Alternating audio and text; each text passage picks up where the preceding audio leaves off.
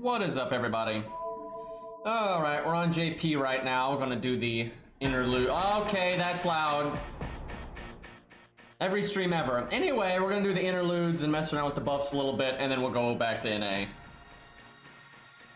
I figure everyone's seen Lost Vault 5 at this point, so it's not like I'm in any hurry to do that.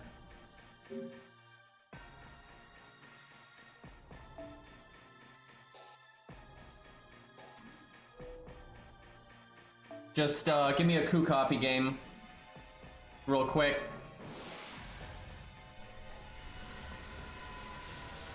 Damn it. Although I guess I do need Sanson. Let's see, where am I on Sanson's passives?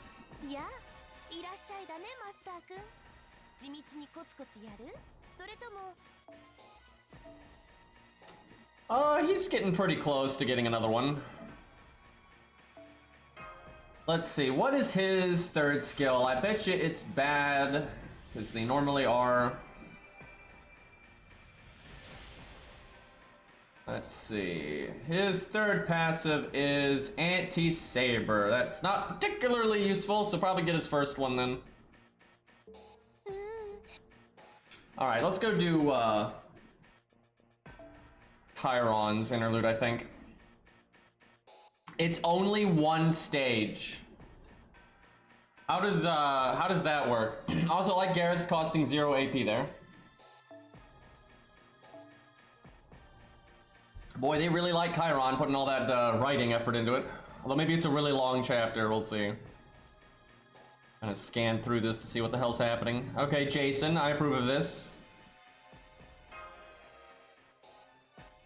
This music is not even remotely fitting. Why Saber? I mean, they can't make it Rider like with Antoinette because that would be his, what he counterclasses, and they don't generally do that.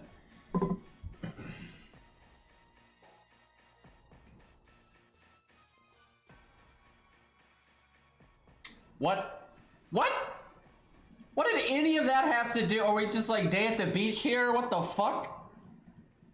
Hey, Beastly. I saw Asterios in there.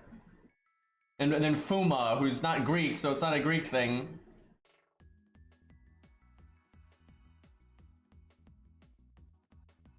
I cannot even... Why? What does that have to do with anything? It's Chiron and Jason hanging out. Now we're at the beach and there's a bunch of summer servants and Asterios, but then Benny in the sky. Like, excuse me. And for only a half a second, sure. Okay, Geronimo's a cool guy, but I don't know why he's here either. This seems incredibly random right now.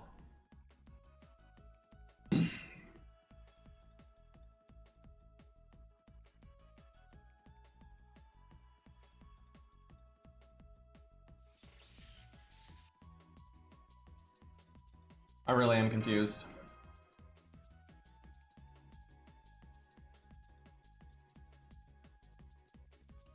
I got some tea though, and that's nice. Guess we're hunting or something.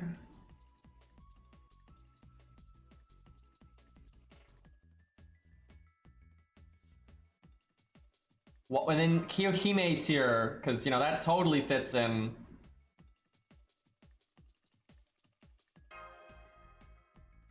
Just lemon ginger tea. That's normally what I fix because it's good for my symptoms. If I'm drinking tea though for the fun of it, then it's green tea. I always have green tea on me, but I don't fix it super often.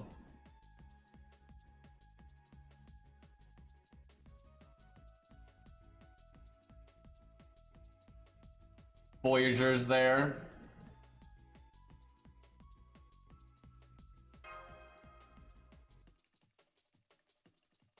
Somehow this results in Chiron getting an NP buff. Good luck figuring that one out.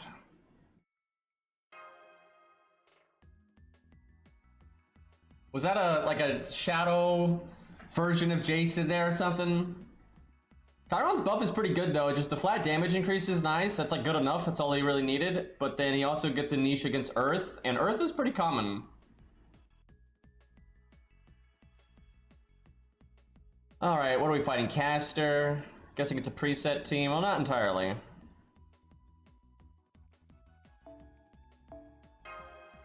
Does Chiron have to be on the team? Looks like he doesn't, which is really weird, but we'll bring him anyway. Let's see if they can two-man it. Where's my boy? I really do need to make him 10-10-10. It's not even the lures I'm worried about, it's the QP. Alright, I need to kill off like a taunt. I'll use Poster Girl, that way we get like no help at all.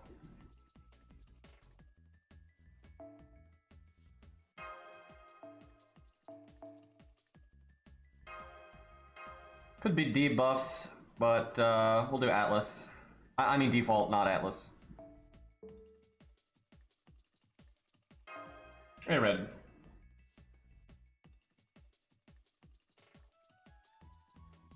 Surprised this is actually a Jason interlude? It kind of seems like it.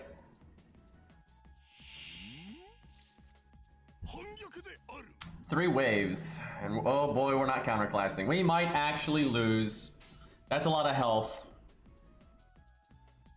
Yeah, I actually predict we are gonna get destroyed here. The trash mobs are gonna wear us out.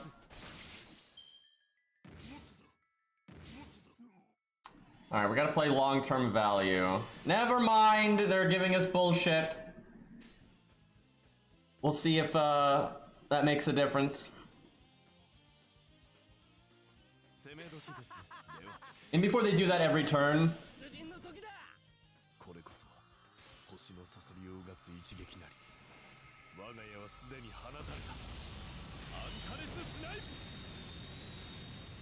given 81k, I guess they gave us that NP up. It must be pretty big.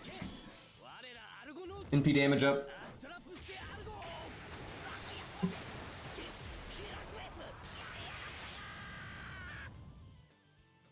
It's not that big. Jason, please. God damn. Yep, get our NP every turn. This might get kind of boring. Why did he do this?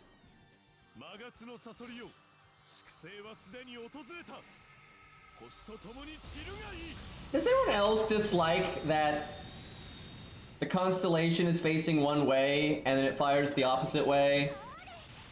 Like, even on the enemy side it does that?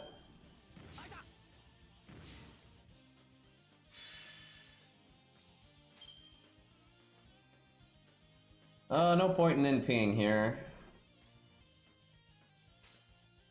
Let's watch that Jason star gen. I'm gonna guess 13 stars. Not a good start.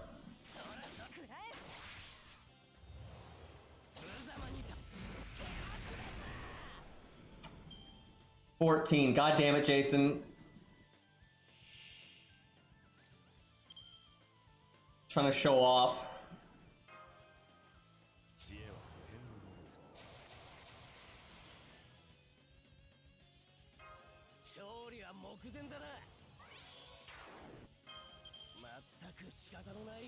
Man, Jason, looking pretty big next to Chiron there. Alright, let's see the NP game.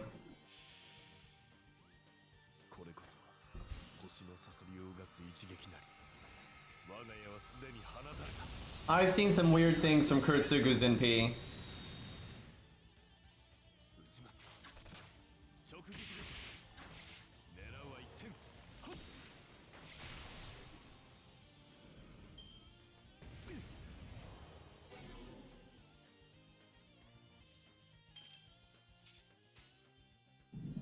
We almost looped.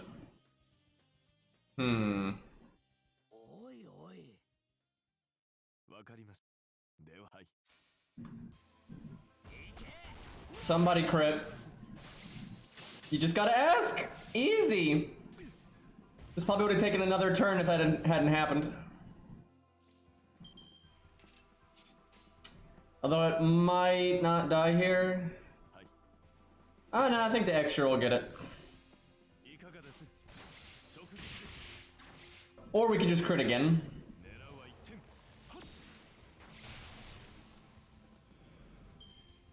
So it looks like the gimmick is over. We don't get the NP spam anymore. It's just this is Chiron's interlude. This is it. This is the final bit of gameplay. It's only one stage in terms of gameplay, and you just fight books in a cave. Not 94k book.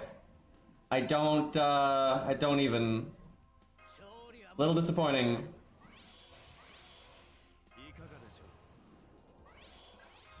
Remember that Tristan interlude where you fought Camelot Tristan but harder? Remember that? And then you had the Mordred one where you fought Lion King but with health bars. Remember that? That was nice.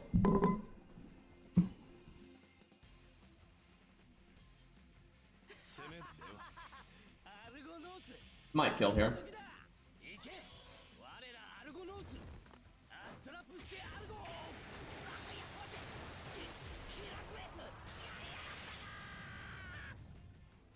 Unfortunately for these books, Hercules can't read.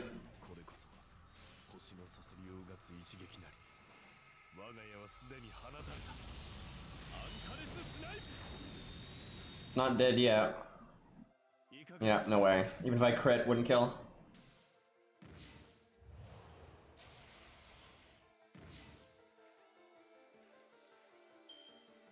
Now it has guts. I'm trying to keep Jason alive here.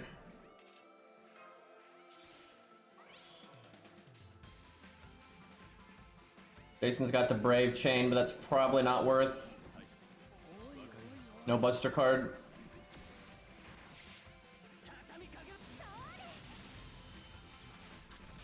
Alright, we got it.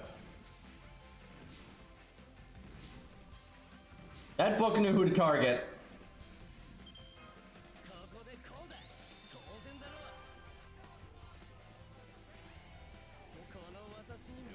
I did double Buster on Jason because I didn't have confidence he'd do 3k, and I was correct. Or 3.2, whatever.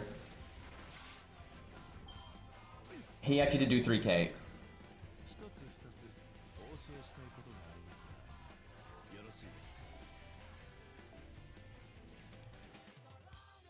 I'll be Poseidon with Chiron. Oh, the Argonauts crew hurt carried. Yeah, makes sense. You can probably just solo it, to be honest.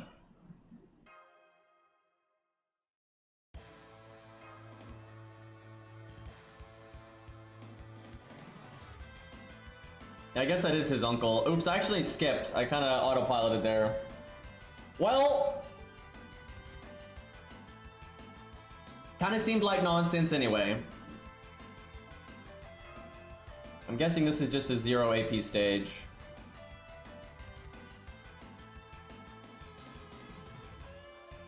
Because I think if there's gameplay, the lowest it'll go down to is 1. Good guy, Lancelot. Hopefully it's not just NTR jokes again.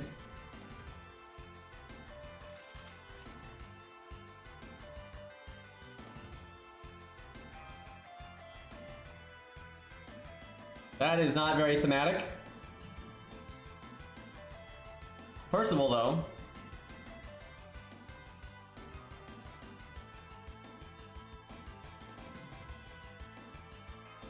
Does he have Saber Lancelot and Berserker Lancelot running around at the same time?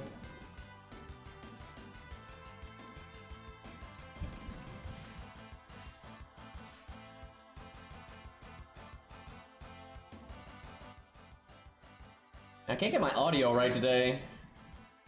Everything's like way too loud or too quiet.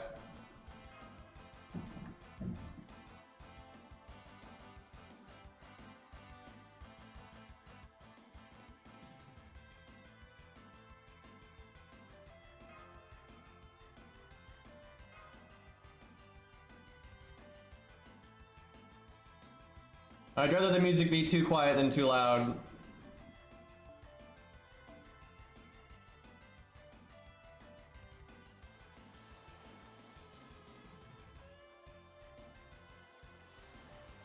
I think the way it's set up is you all don't hear it the same way I do with OBS is right now. I think I can fix that though.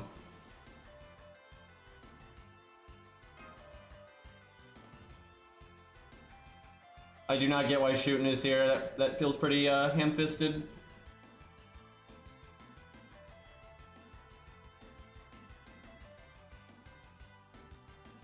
Okay, looks like we can bring whatever. Let me check on that.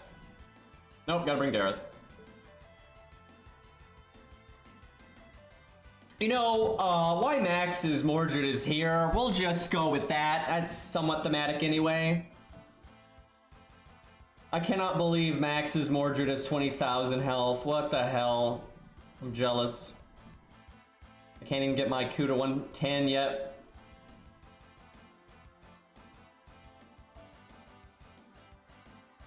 Need to up her first skill since they buffed it. Could do Anniversary Blonde. They both have synergy with that, but probably default.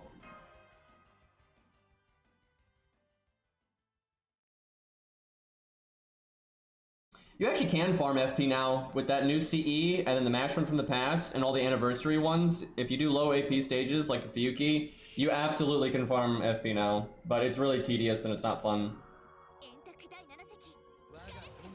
One of these is a lot cooler than the other.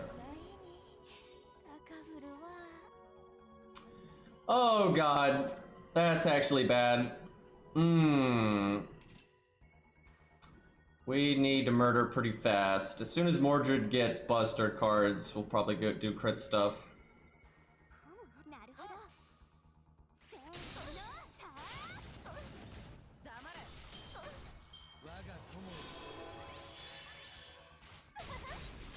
I'm assuming they're getting 2 ticks per turn. Okay, that deck did not shuffle the way that I wanted it to, but I can make this work. I can face tank Percival's NP though, with Mordred's 3rd skill, I bet. Maybe I wait a turn then. The thing is, the next hand doesn't necessarily have a Buster card in it. I should probably do it now then.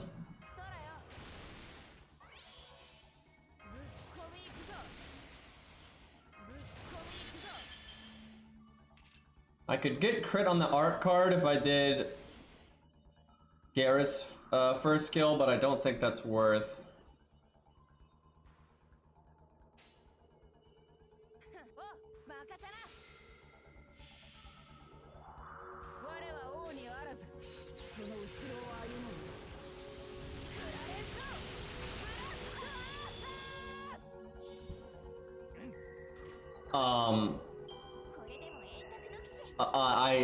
Okay, sure. I kind of forgot Max's Mordred is just really strong. I get killing Percival there. I thought she would kill shooting with the Buster crit, but now she just killed it with the NP. Okay. There was no gimmick there either. Like there was no stage benefit, and that's not Black Grail or any of that. Jesus Christ. Very difficult content right now.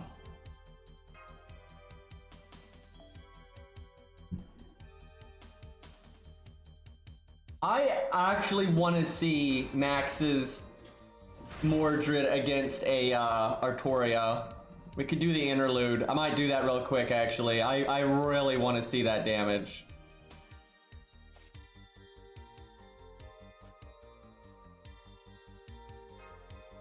Why is everyone on a beach? Why are all these interludes on beaches? I don't understand. And these interludes just came out, but it's winter time. Like, what are we doing here?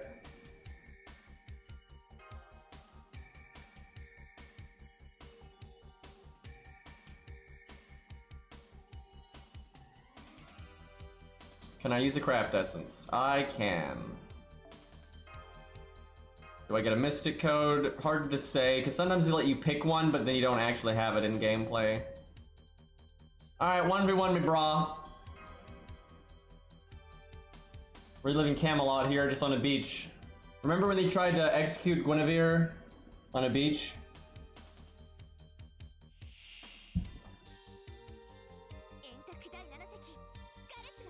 I kind of want to just break right now and then NP. That actually seems like a pretty good idea to me. Game, please don't give me any stupid gimmicks. I swear I can do this on my own.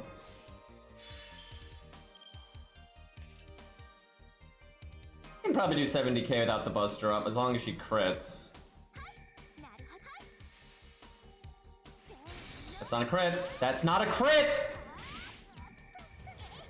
Lady! Lady, you...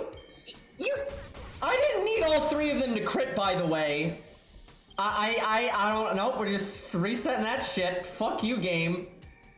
I like the 80 in there missing. You know, Han's just quick wave in the background, you know.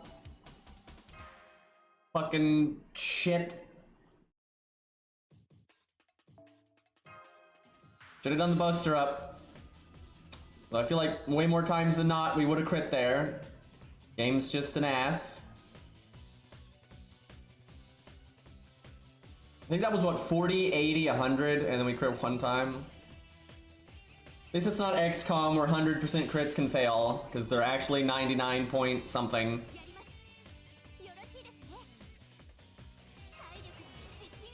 See, if I would level that skill, I think it makes a few more stars, and that would help.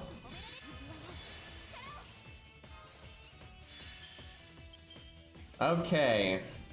90, 50, or 100, or 90, 80, 100. We'll go 90, 80, 100. The odds of us not double critting here is so low that I have faith, right? This is overwhelmingly in our favor.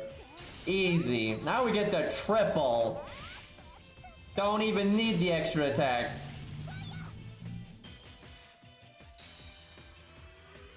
Also, Billy the Kid influence, I swear. What? How is that fair? Yeah, no, just, yeah, remove all my buffs. Yeah, that's fine.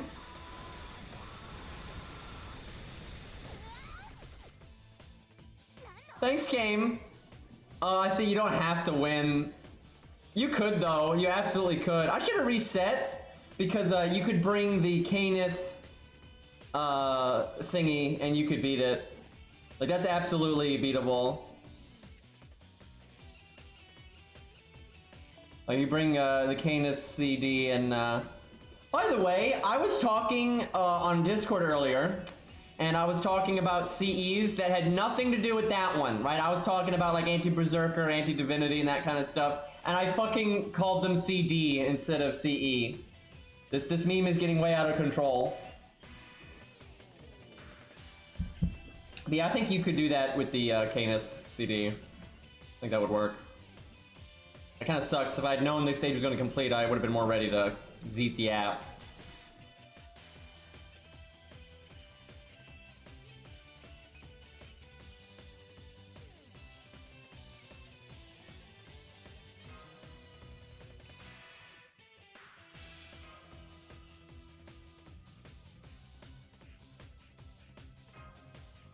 Being on the beach in that armor would not be ideal. Although I guess servants don't feel heat and cold like people do, if I remember correctly. Like, they can sense it, but they don't really, like, feel it. Random Gwaine. Big bro showing up. What happened to Lancelot?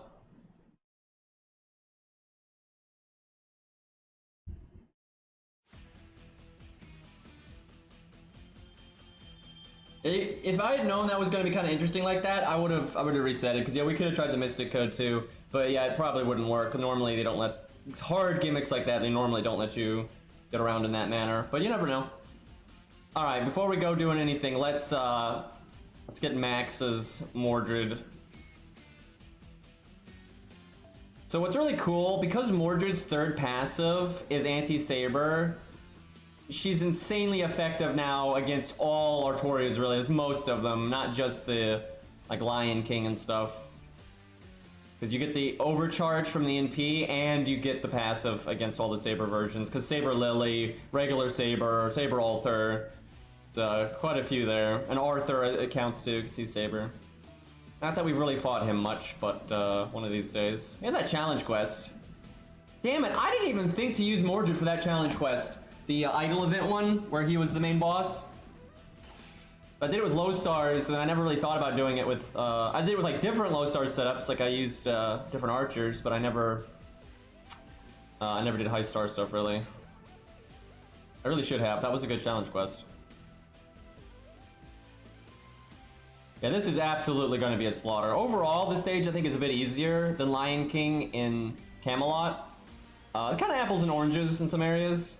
But it's Lancer, it's an Artoria face, like, it's a lot of death.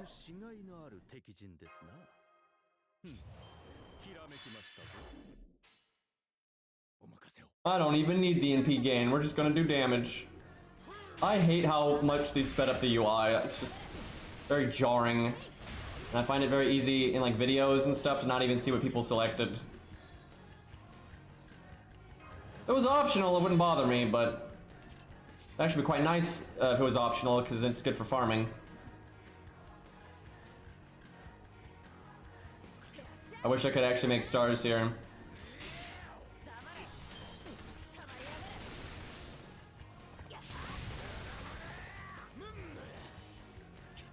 Alright, I guess what we'll do, there's no reason to NP right now, but I want to see max damage. How do I want to go about this? I think we NP art, and then we third skill, and then we fire everything. I'm just a little worried we actually won't get to see the crits.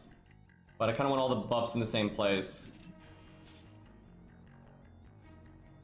I could do my star bomb now if we don't want to care about the crits, and I could art crit. That's kind of fun. I'm gonna do that. There's no need to do this, but max refund. Oh god, this crit spread. Oh, that crit spread. Normally I'd be happy with that, but because I'm doing something you don't normally do on Mordred, that's bad. So that's her NP damage against an Artoria there with no buffs. Without her first skill up, without Mystic Code, any of that. It was like 161. We should loop.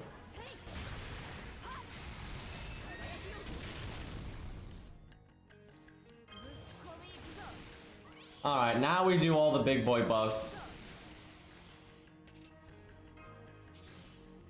Alright, gotta be ready to zeet the app here. I'm hoping the NP doesn't kill. Although I guess our crit chances aren't as good now. Alright, let's see what we get. This is about as big as it gets for Mordred, because you can't go past 120. We could Black Grail though.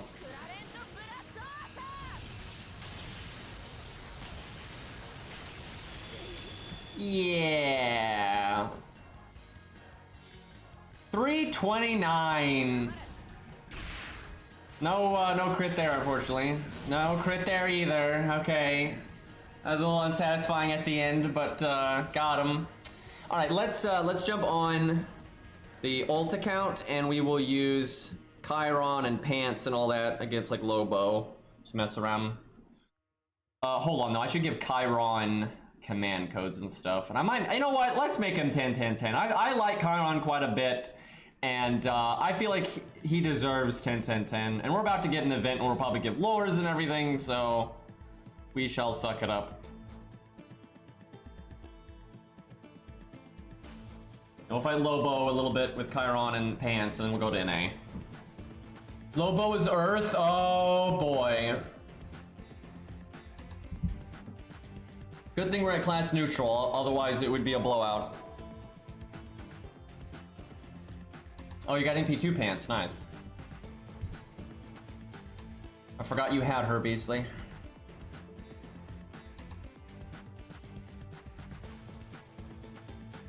She really does have cool gameplay. It's just such a shame that she's so, like, unpopular. Both gameplay and, like, character-wise, she's super under the radar.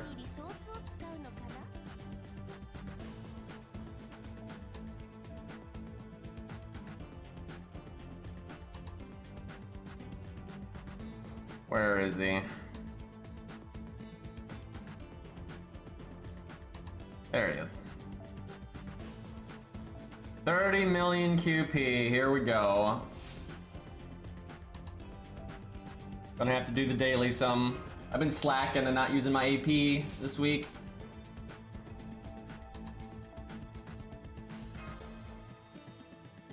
I'm pretty happy about that. I've been wanting to use Chiron for some stuff, and I've always been like, but he's not 10-10-10. Not sure I can actually give him command codes because I don't think I have a lot of keys. Yeah, I can spare on Buster and Quick. But that's, we'll just do the 2.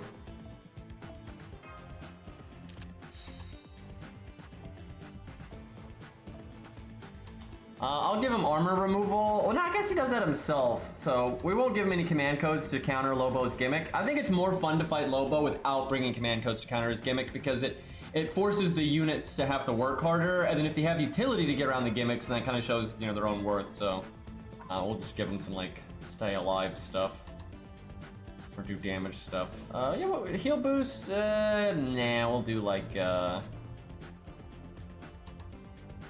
do the boring flat damage. Alright, those won't really help too much. That's fine. That's kind of what I want. Alright.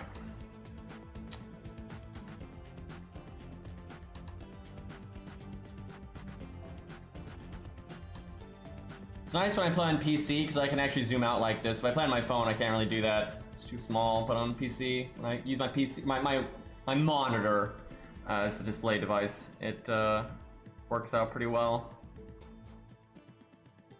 Yeah, that's a good CE for Tesla right there. Get that quick up.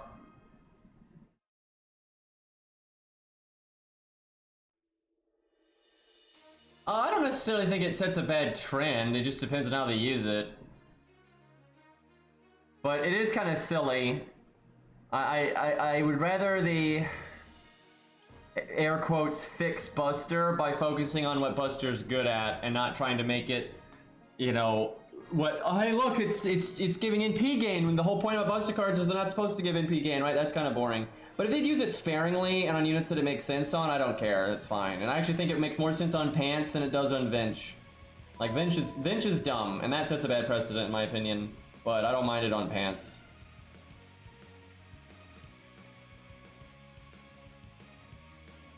And if they really have a problem with the way a card type works, they should change the way the card type works, like do an actual patch and change something in the core game, but they're not going to do that.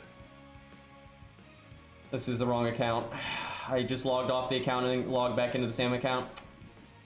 That is talent right there. Yeah, basically they're making all the cards slowly homogenous, everything's the same. And that's kind of the issue with a lot of the big supports, they just make all the teams play the same way. Like Scatty and Castoria are just doing the same thing. Like, yes, Castoria's a bit better at it, but it's the same kind of gameplay. And that becomes the standard, so they have to like try to model all the DPS and supports to be like that. But that's super boring, and they should have never been like that to begin with.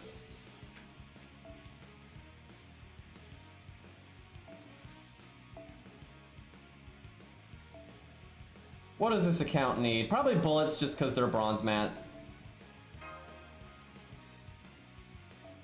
You can tell I collect things from my mailbox a lot on my alt.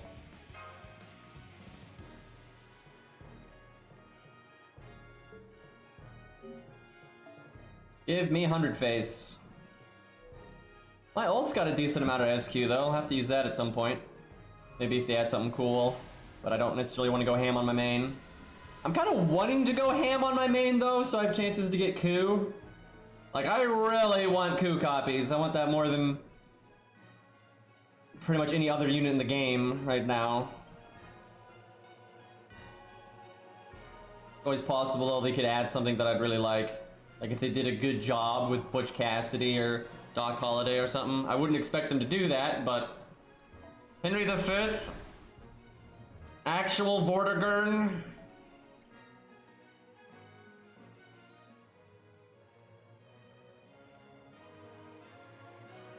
I really need to get that coup to at least 110. I need one coup copy, and he gets to 108.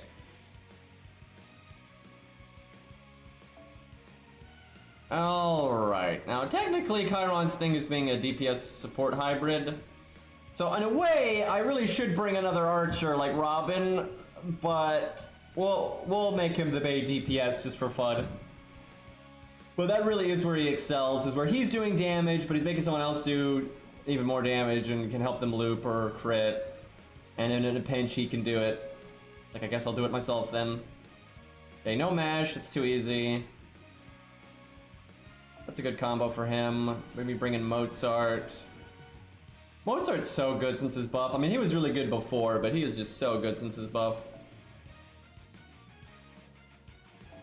The old Mozart Robin synergy is still super good. Just watch them buff Robin, man. I don't think they're going to. I think they're still afraid of Robin. By the way, people are always saying they didn't nerf his NP, they just bug fixed it, but I was looking into that. That's not true. They did nerf it. They did also bug fix it, which also was a nerf, but his NP used to apply poison, and they got rid of that. And they put the poison on his first skill. That's another one of the rare examples of them doing a patch that didn't involve like a strengthening quest or an interlude, which I wish they did more often. They'd almost never do that now though, which actually sucks. Used to do like normal balance changes. Like Waver, that was a normal balance change when they changed the skills. I'm so tempted to just bring Robin though, because you can like overcharge Robin with Chiron, right? And you can both make stars. Maybe we do that later though. I'll probably I'm gonna make a video of that actually. That'd be kind of fun. I want to bring some kind of taunt because I want to get Mozart in here, but maybe I just start with Mozart.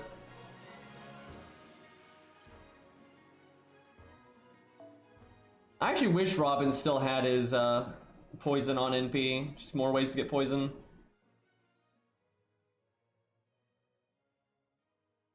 They did. I think you could actually though unnerf the other side of it now because of break bars. I mean, I don't know. It's hard to say because Robin really would be throwing out like he'd be pretty easily able to match NP5 5 stars.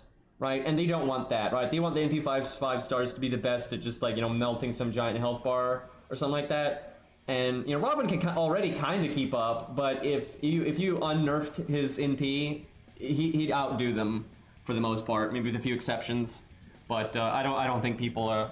I don't think the devs want that, which is maybe fair to be honest. But I'd be like, you could buff him though, where you kind of mimic the way he used to be, but you pull it back. Like for each debuff, he gets 10% damage, and it's caps at 5 or 10.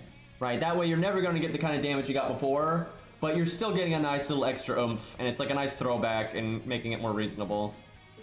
The only reason I don't want to start with this is if nobody dies by the time Lobo NPs, Chiron doesn't have an invulnerability. But surely that won't happen. Let's go Golden Carp. Or really any Star Bomb CE. Wouldn't matter which one.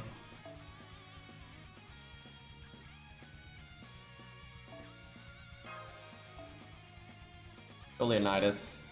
It's not art, but Leonidas is really good these days. Could bring in Hohenheim, but at the end I don't think that's gonna matter too much.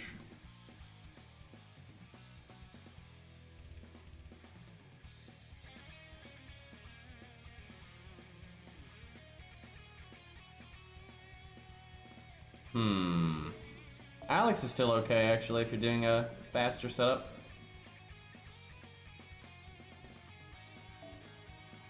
What about... Okay, we'll do Qingong. Not great synergy for Chiron, but still. Get that big Buster card crit.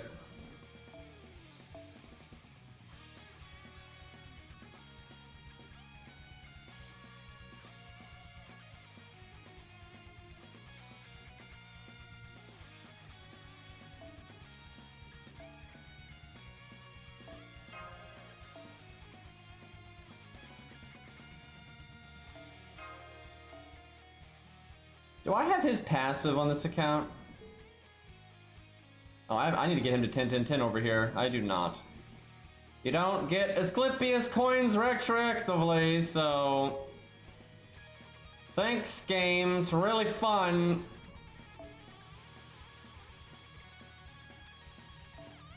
It sucks because if you get his passive, you can turn 1 NP with like just this and stuff like that.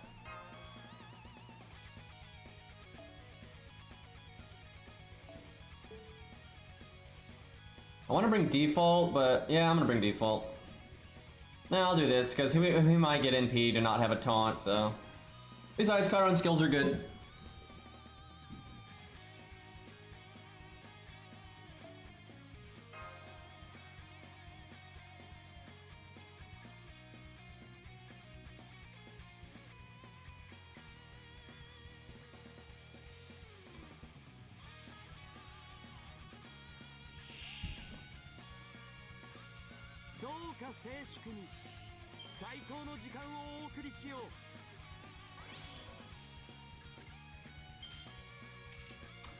All right, got 2 art cards. Damn, I wish I could NP right now. This is why Castoria is broken. Let's see. Also wish Hans had his art card. It's kind of a shame that he didn't get it. I kind of want a Hans NP just to throw out the defense buff. I don't want Mozart dying turn 1. Okay, I'm gonna do this because I want the crit down.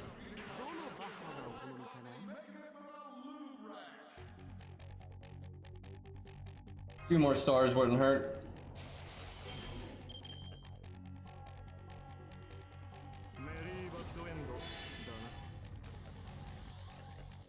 You know what? I'm gonna do this. And then we'll NP next turn.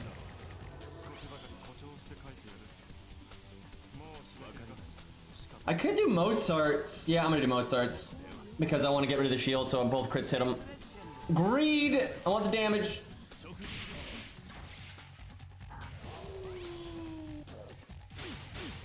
Oh no, don't do that. Bad dog.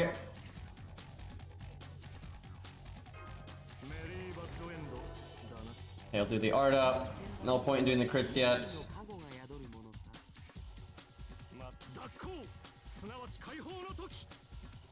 What is Chiron's overcharge? Let me look. Because it actually might be better to overcharge Hans.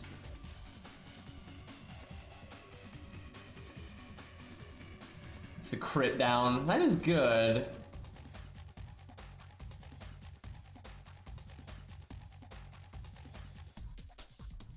He removes defensive buffs before damage too, so I could do that if I wanted to like get more Hans NP gain. But I really do want to get Hans's better heal because Chiron got so fucked up. But I could apply the attack up to Chiron now, and then he'll do more damage. And greed is good, guys. So I'm clearly not gonna regret this. And actually, I'm gonna do Mozart because I want to get Mozart's NP for the attack down. Alright, let's see that, God damn it, Hans! The only reason I did it first, you could have missed every other buff on every other character, and that would have been okay. But nope, you missed the attack buff on Chiron. Why do I even bother? That is really good damage, all things considered, though. Like, that's pretty solid. Pretty minimal buffs there, thanks to Hans. Now, Lobo's got double defense up, okay. Now I kind of wish I could loop because, shit. I could triple crit with Chiron, but won't do any damage, so I'm not gonna do that. Some point Mozart's gonna use that third skill.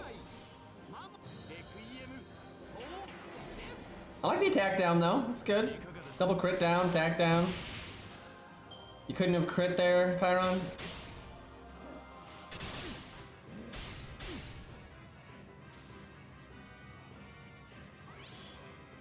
Okay. Why do we keep making so many stars? I don't need Mozart's third skill right now because of that. Okay, surely next turn though. Chiron just missed entirely. That animation completely misses Lobo. You're like shooting the shot like right over his head. It might have like diagonally clipped the rider a little bit, maybe. I'll have to check, but that didn't look right. Okay, now we don't have a good hand to crit with. But Mozart could die now pretty easily. Damn, that really sucks. I wanted to use one of our cards.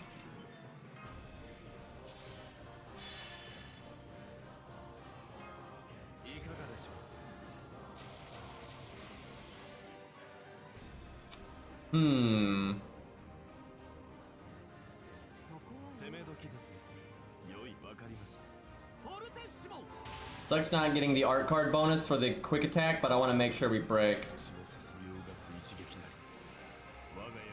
And 50% damage to the quick card in a crit is actually pretty meaty. Damn, he had it anyway. I underestimated it. I could have gotten more NP gain. Alright, he removes debuffs.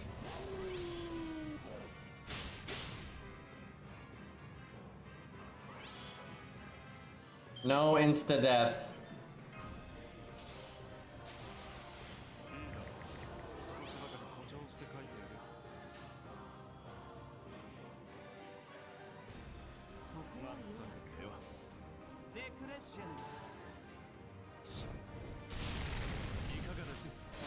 Oh, Chiron got his health back though, that's good.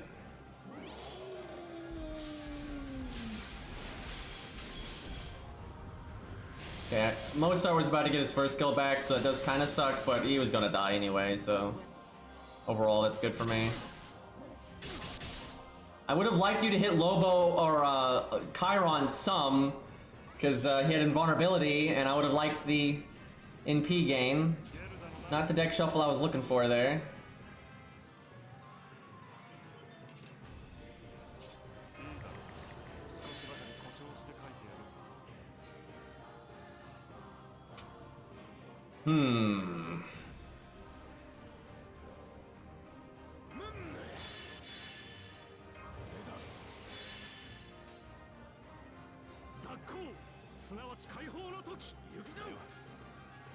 Wish people had gotten art cards.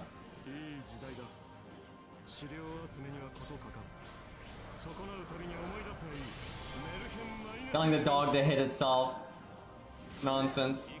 Slip of the tongue.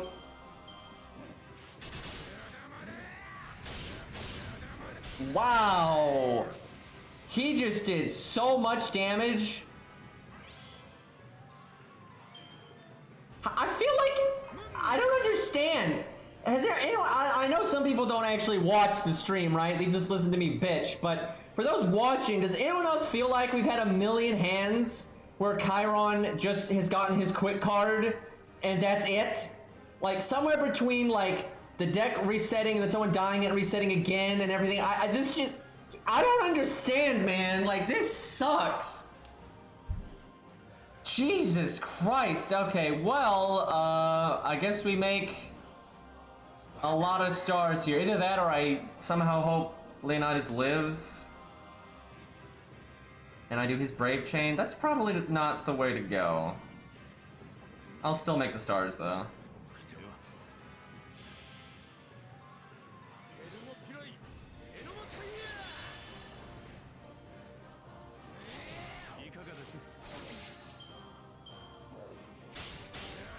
Damn it, he could have lived, because he had Hans's defense buff too. Oh, now you do it, game. I don't got my NP now, but I'll take this over nothing. Waste of the star bomb, but crit buff good. Yeah, we really slowed down on the second health bar, and I think it's just because of like we were about to be guaranteed our art cards in the deck reset. And then reset in like the worst way possible for our art cards. I think that's kind of what happened there. Now he's got a defense buff, but we can remove that. Got another one. Does he remove all defense buffs? I think he only removes one. Shit. I don't know if I NP here then.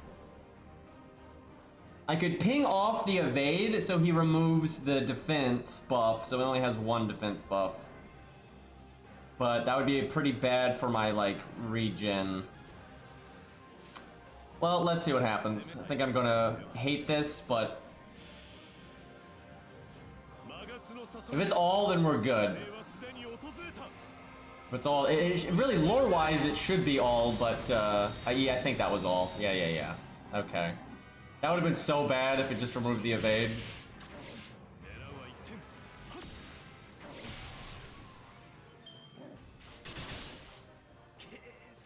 Ripley-nitis did his best.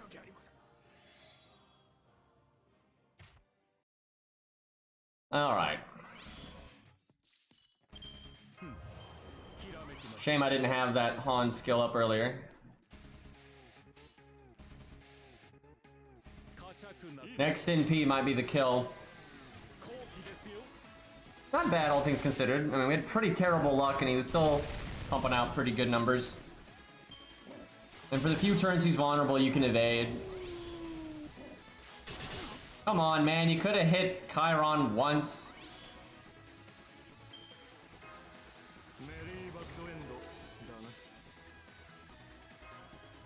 Please no insta-death. I want to do the Buster up next turn. I don't want the deck to shuffle.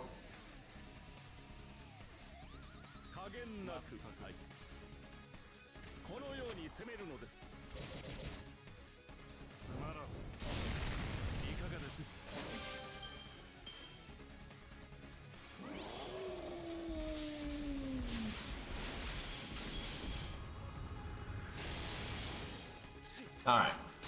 No death.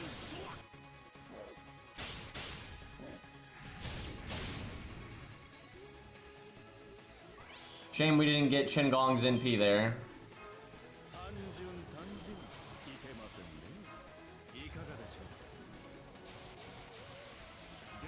That inherent Star Absorb on archers, though, kind of noticeable here. How do I want to play this? These slow-mos have more time. Let's see if that we can get a lot out of that Buster crit. Attack up, attack up, attack up, attack up. You fucked it up last time. 80%. Overwhelmingly in my favor. Yeah, I like how he missed it on everyone else, though. That was pretty much like I said before, where if he just landed the attack buff, he could miss everything else on everyone else. And that's almost what happened there. I really do need to add the hands up emote.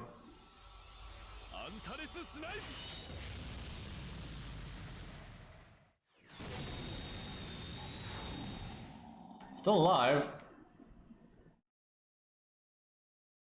44k is probably out of our range, especially with no first card buster bonus. What? Dear God, okay. I mean, that's with the art card bonus, right? Jeez. I guess we did have double buster up and I think double crit up. Still, that was pretty strong.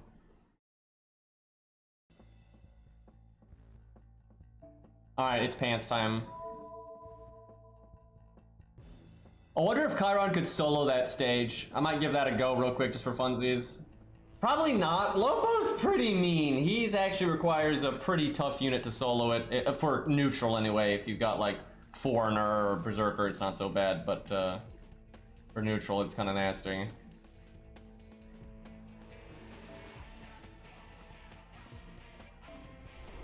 Do I have you added auto on my ult?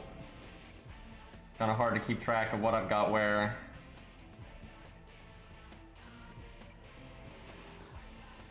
All that cool Max stuff. Look at that. Yeah, let's see what Max is up to these days. Jekyll and Hyde still. A lot of good taste here. I really I feel really in sync with this taste, right? Like pretty much all of this is awesome. I don't think there's a single thing on here that I think is lame. I think this is I mean, look at that. You got Lobo on here. Got Asterios, Antonio, Achilles, you know, Shiki, Hans. Like this is good shit. This is Scorcher from Armored Core.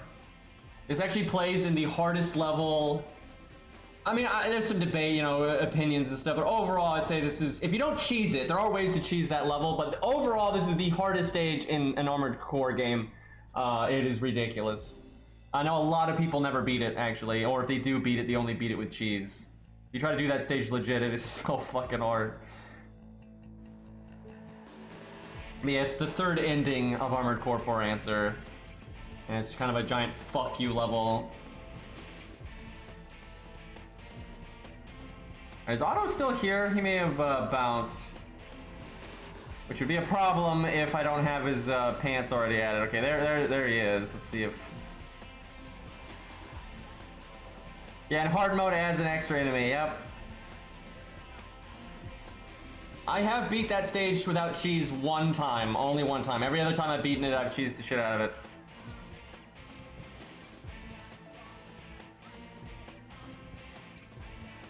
It's hard to even cheese though, I'm not gonna lie. Even if you use cheese strategies, that level is so hard.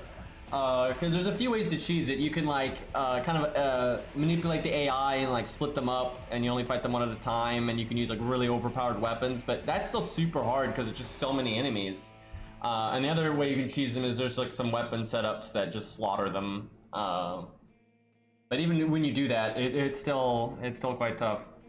Alright, I could just keep the team, hold up, and then just adjust it for Buster. Maybe start with Leonidas. That's kind of interesting.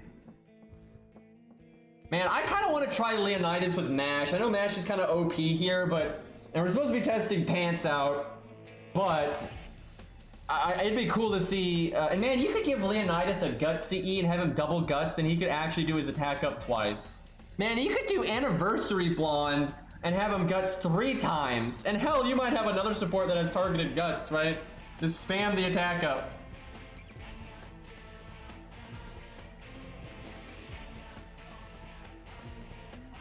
Yeah, there's a few Kojima weapons that cheese them. Like the missiles can cheese them. I never saw the cannon thing, but that doesn't surprise me at all. I remember those cheesing other things, so it makes sense. I love that game. I need to stream it again. It's been a while. I might do that next time we got some downtime. I don't know. Maybe JP's gonna have a lot of downtime this month. We'll see. Might sneak it in.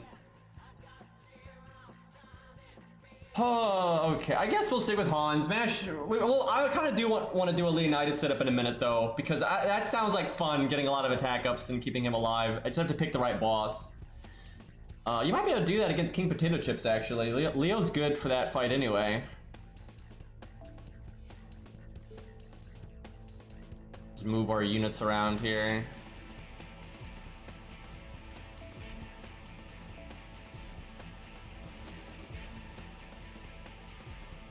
I'm surprised though they didn't do the Christmas rerun like right away. What I think might be possible, they might rerun the Christmas event like starting whenever like the next update is, right? And then go into 6.5 and not do a new Christmas event. Like they might do that. That or they do a new Christmas event and they don't do the rerun. I don't see them doing all three, right? I think there's only going to be 2 things in December at this point. There's 2 major things, and there's just no way to fit everything. Unless 6.5 is the new Christmas event, although that'd still just be 2 events, but I'd be kind of doing 2 things at once.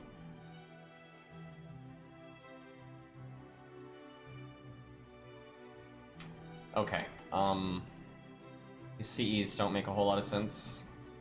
Actually, they're okay. Yeah, fuck it, we'll just go with it. Do I want to do Anniversary Blonde? Nah, because that doesn't really make sense with her NP. We'll just stick with Atlas.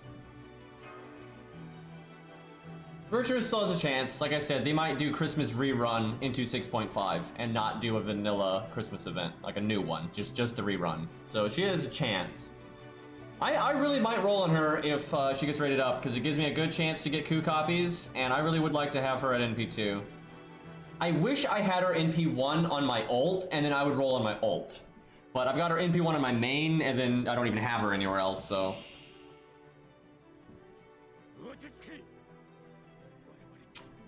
All right. So what we do is we just hit them with the pants, and it knocks them out because they're so heavy, and then that's that.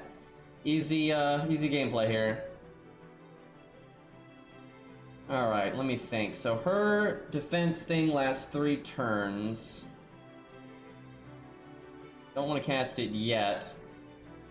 Unless I want to cast it now and not taunt with Leonidas, but Leonidas has his art card already. Let me think. And see, Virtua can heal... she can heal her teammates. Man, maybe I should have gone with Mash. We could have potentially done some silly stuff.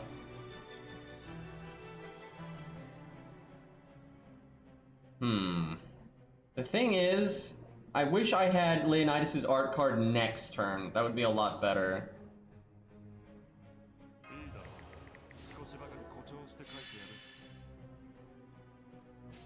I might actually wait to taunt with Leonidas. Okay, this is kind of risky, but I'm gonna cast this right now.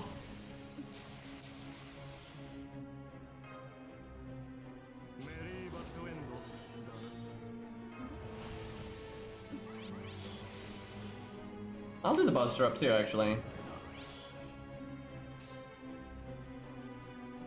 Although I could just Art Chain, but I don't think I need to.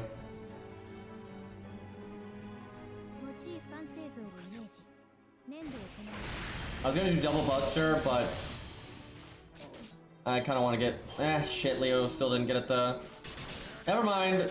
Okay, can you not hit Leo a million times when he doesn't have his defense buff? Man, and then that means my defense buff on Galatea went to waste. Honestly, that went so badly. Like, everything between the deck spread and everything, I just went super bad.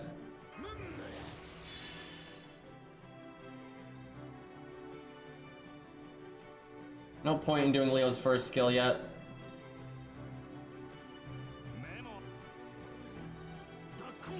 I kind of want to reset it with how bad that went. Like, that was just the worst place for Leo's art card, worst timing for her cards, and then Hans would have been nice to have his art cards at the start, but he didn't have them. And then Galatea didn't get attacked a single time.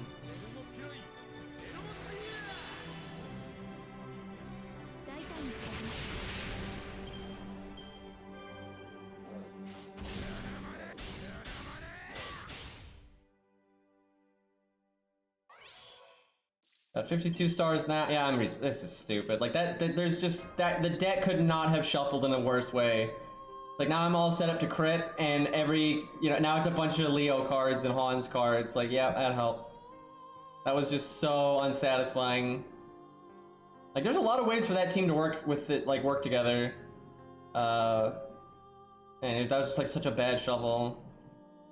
I might have to use Beastly's because I think Auto is dead.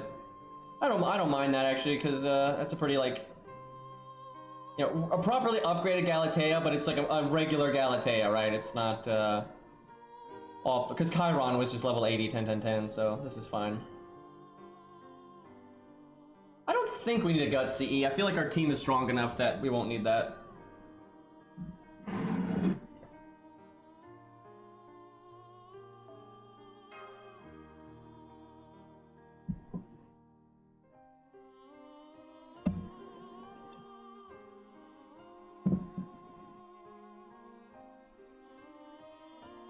Yeah, Otto tried to save the world with Shiba, but Shiba is weak and it didn't work out. So we lost Otto. Feels bad.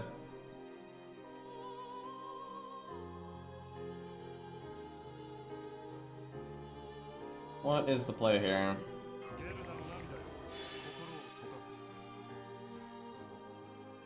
Do I wait again? Okay, let's do this. I'm gonna be so ballsy. I'm thinking about invulnerability. No, let's not. We're ballsy. We're not that ballsy. That's just being stupid if I invulnerability Leonidas.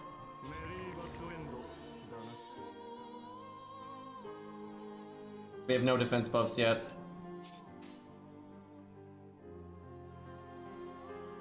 Hans got that, right? No, let's just keep it simple here.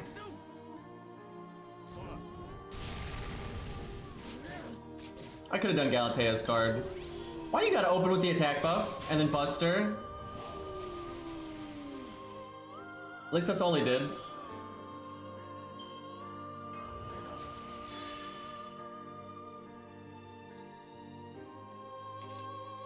We're kind of ignoring Galatea right now.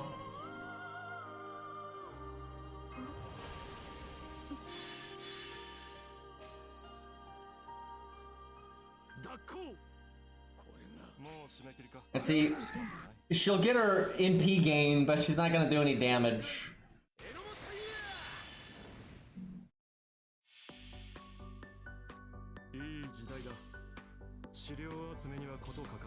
If she could NP next turn, this would actually be really good. But I don't think she can.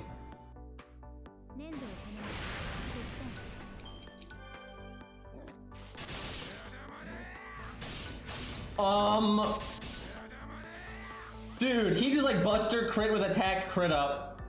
Holy crap.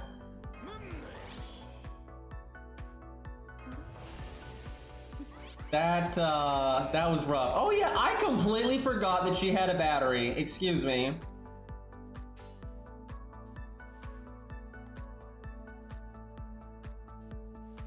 There's too much to pick from. Can I just remove his evade? Because then I do this, and then I do the NP, then I do the art.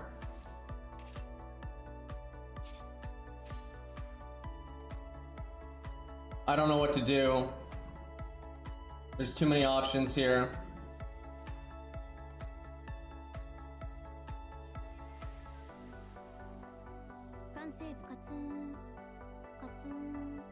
I guess we just pass on Merlin and hope I get it next turn. The deck shuffles.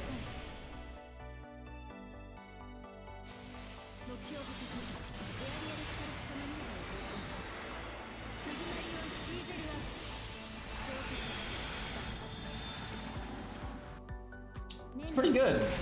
Damn! Berserker life. Big heal too. It's nice. I need you to hit Leonidas again. There you go. Now we're getting somewhere, and we make stars again. Leo's actually a star generator. Who knew? So if I NP right now, I'm gonna fuck up my taunt, but whatever.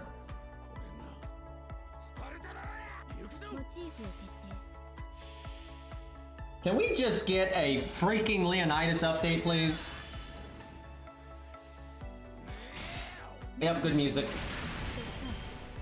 Okay, her damage is really impressing me. I know she's a berserker, I guess an Avenger, but still.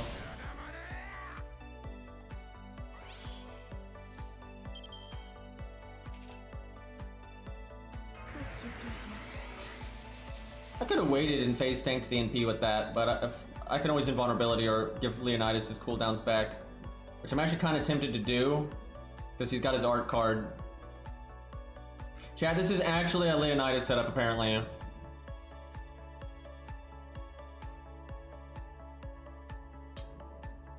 The thing is, if I'm gonna do that, I really... let me think. If he could NP right now, I think it'd be worth it, but because he can't, I should probably wait. Do that.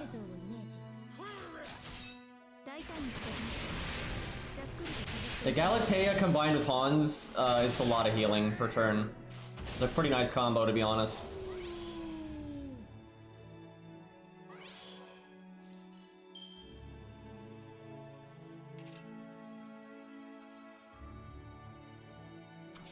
Tricky.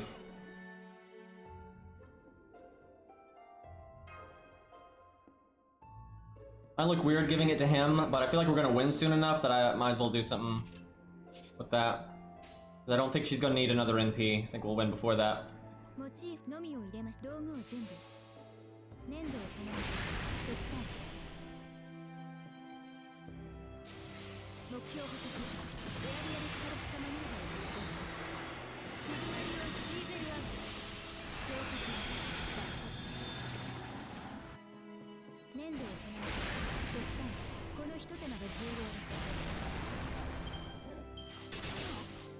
Don't do... Well, there goes the Blue Wonder.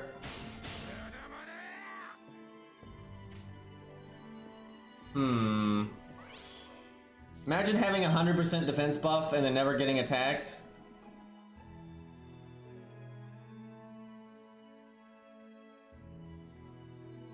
Can give Leo his guts back. A lot of options here. Well, this is happening no matter what. Alright. I could get back her heal, but let's try this.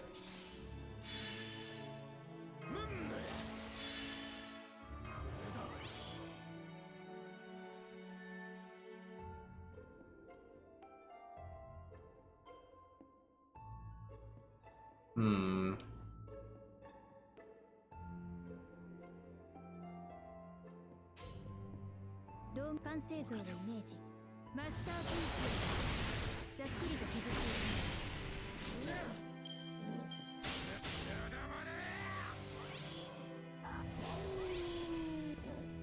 Yes! Just, I mean, we'd win anyway, but just principle.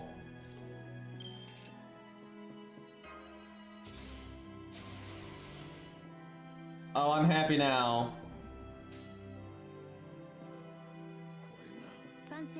There's a lot of unnecessary things I'm doing right now. But I want to keep Leo alive and get those crits again and everything.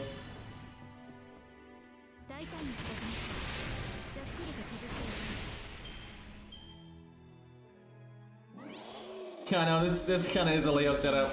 I should have brought Mash, it would have been really good.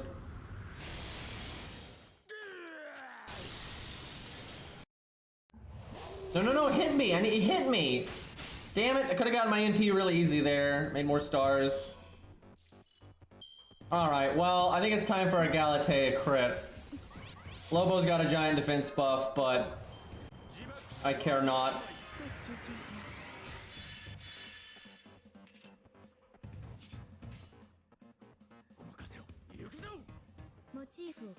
Does Mike kill him? I doubt it because of the defense buff. Close, very close.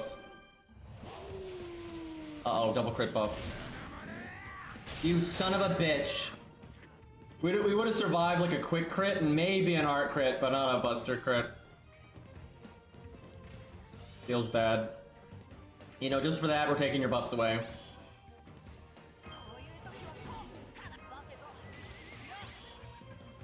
Actually, I was gonna reset, just close the game or close the stage, but there's a chance we wouldn't kill here. Well, he's charmed though, so we'll just attack again next turn. So yeah, we've won. Okay, we have crits, so we'd probably win there. Chin solo. Oh man, Leo's buff is cool. I really just. Let me see, how many grails do I even have on this account? Because I could always grail them on my ult. That way, if I want to use a lower level one, I still got my main account one.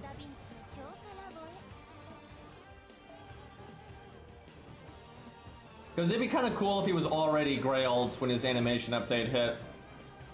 Okay, you know what? I didn't realize I had that many grails on my ult. I can justify this pretty easily. I actually don't know why I didn't already do this, to be honest. I've been thinking about grailing Leonidas for ages.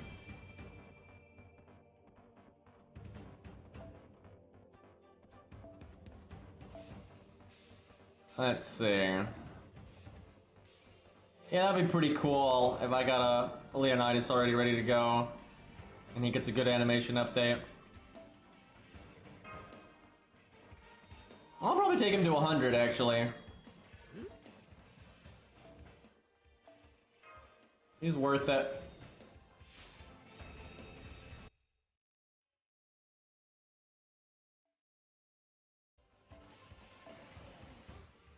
Like, I really don't have a lot to grail in my ult anyway, and I've got those 1,000 embers in my mailbox, so...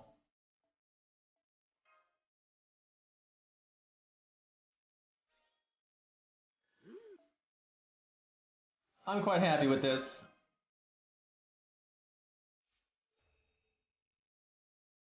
Well, he might even be my next 2K foe target on this account. More health the better. So let me clean out my inventory before I take anything out of my mailbox, because I have so much crap in my mailbox.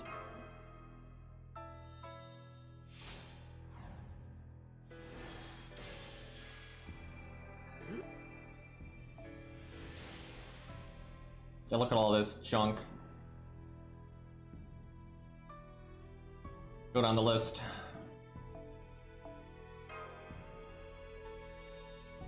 I'm not emulating FGO. I swear I get asked this every day.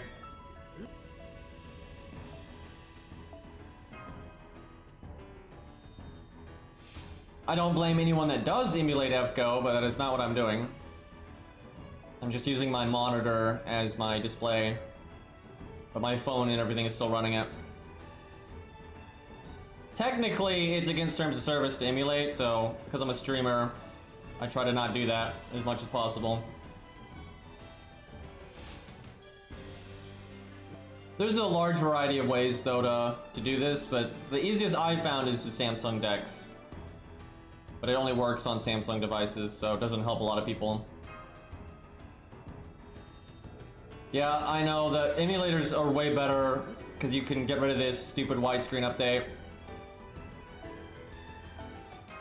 The only issue with emulators is they have sound issues for some of like the NPs and stuff, and that's really annoying. Like, they'll just miss sound effects. I'm actually surprised that the people that make a lot of the big emulators haven't tried harder to fix that, because FGO is a pretty big game, although I guess it's not that big in an A. Still, it does suck.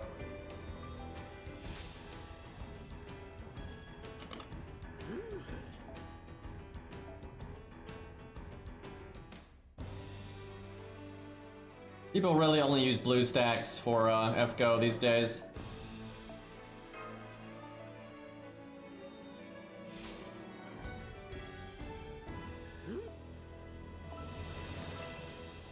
And a lot of times, if something's running bad on an emulator, it's just the specs of the computer.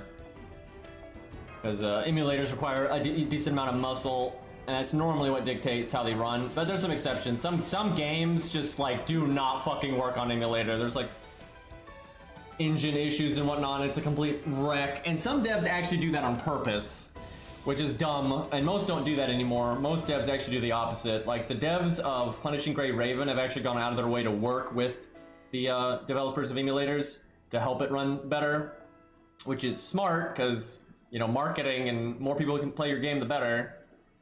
But FGO used to actively try to get FGO to not work on emulator. They haven't done that in a long time. But there was a period there for, I mean, quite a while where they were consistently trying to implement like weird code and shit like that to fuck it up on emulator. I have no idea why. Like, it's just fucking 2005 mindset of how the internet works.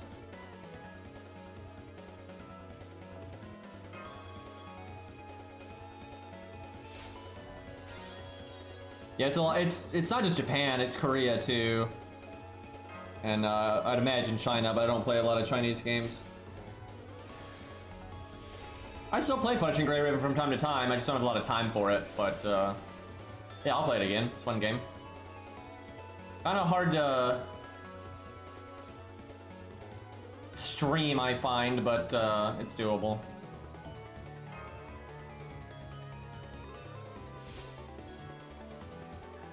Oh yeah, we'll get to 10k attack. Yeah, I gotta be careful not to use that foe item, although I may well foe Leo, but I'm just trying to get my inventory cleaned out.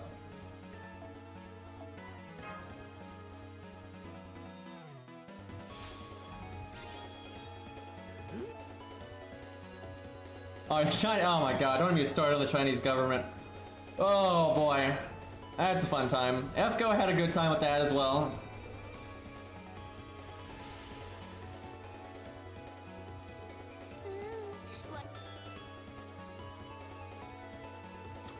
Let's see. Yeah, we got the 1009 there, but those have they're not time limited. They stay in your box forever. So let me get rid of some of these that don't have as much time on them. See how far that gets us.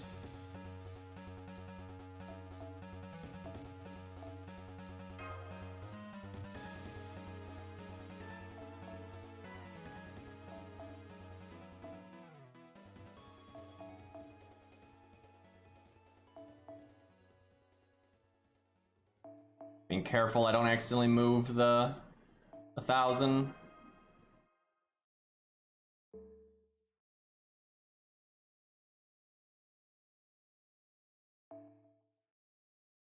Dude, I love my level 100 Blood Axe, by the way. That's another one I'm just like, animation update any day now. I'm ready to go. Did Leo not hit his level cap? Guessing he didn't.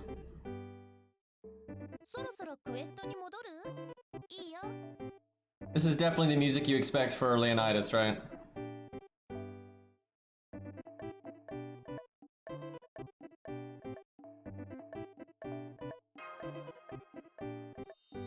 Man, 120 Leonidas. That'd be pretty cool, because then you really can get him to throw out big buster crits and that kind of thing. Because his attack stat would be pretty high. If he's 2k foed, even at 100, you're actually looking at a pretty good attack stat.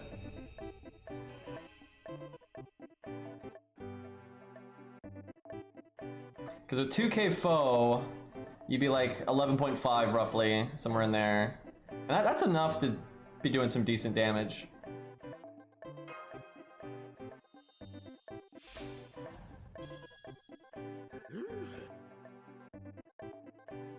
And then if you went 120, he's gonna be like 13k or something. So close to 98.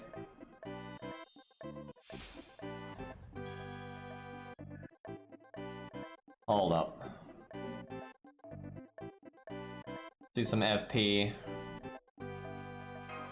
Dude, I rolled like 1.2 million FP trying to get Qingong's passive on this account. I got it. It's just, that was so much inventory management.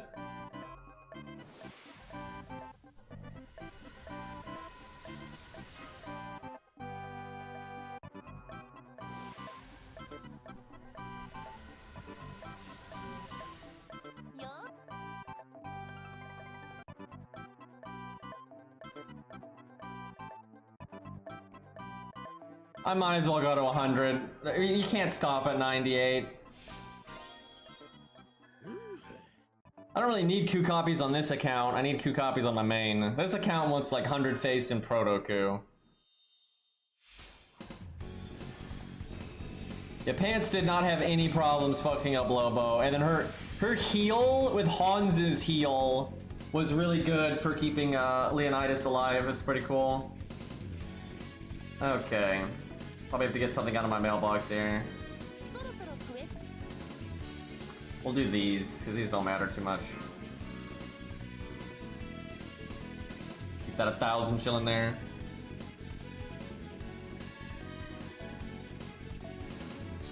I'm quite happy with this, this Leo, though.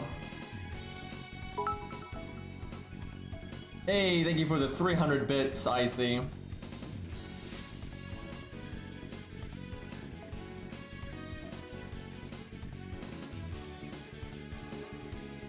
This should be enough FXP. Yeah, he's 11,500 with him when he's 2k foed. That's quite respectable.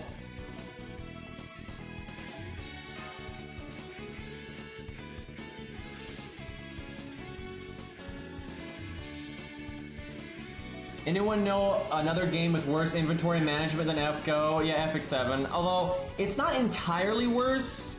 Like, its menus are snappier and things like that. There's certain aspects of it that are actually way better, but the game forces you to manage your inventory a lot more often than FGO does. Like, FGO is still way clunkier than FX7 in terms of everything UI and inventory related. But Epic 7 is just, you can't help it. They just constantly do things that fill up your inventory if you like it or not.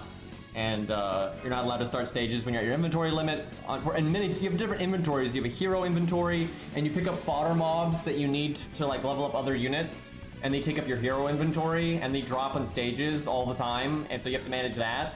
You get your trash gear, fills up your gear inventory, right? Like there's just so many things that like it will just constantly fill up no matter what you do. It is awful. It's actually I'm not exaggerating. Because they automatically fill up your inventory like that, no matter what you do in Epic 7, it's the main reason I don't play it more. Because if you just like do autopilot farming on the side and stuff, your inventory will just get maxed out and you can't play anymore. And then you have to manage your inventory, and it completely prevents me from like playing that game. They really need to do something about that. Like it's super bad.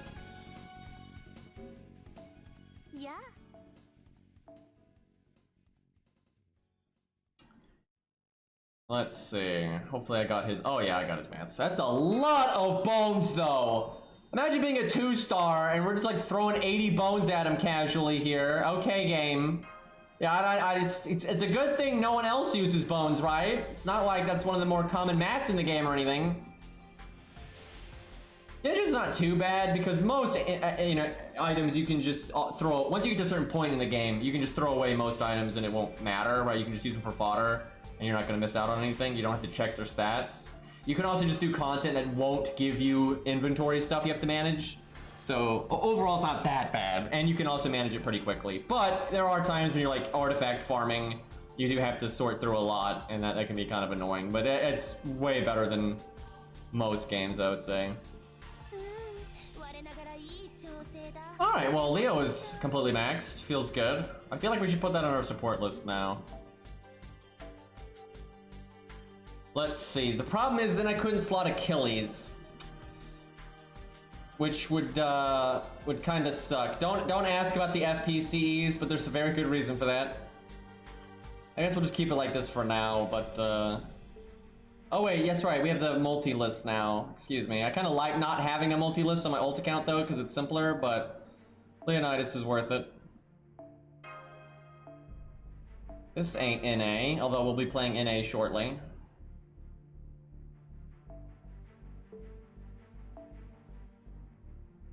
Kentucky 10-10-10 over here. I bet you he's not, so I don't really... he's all...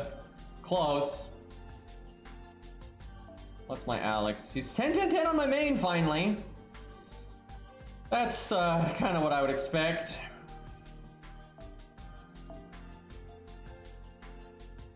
Could put Achilles over here. Okay, hold on.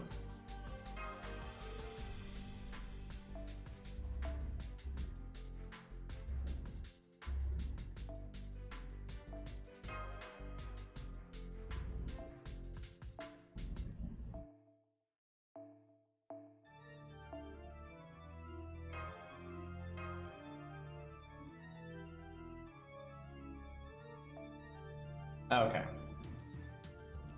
Might not worry about all of these slots yet.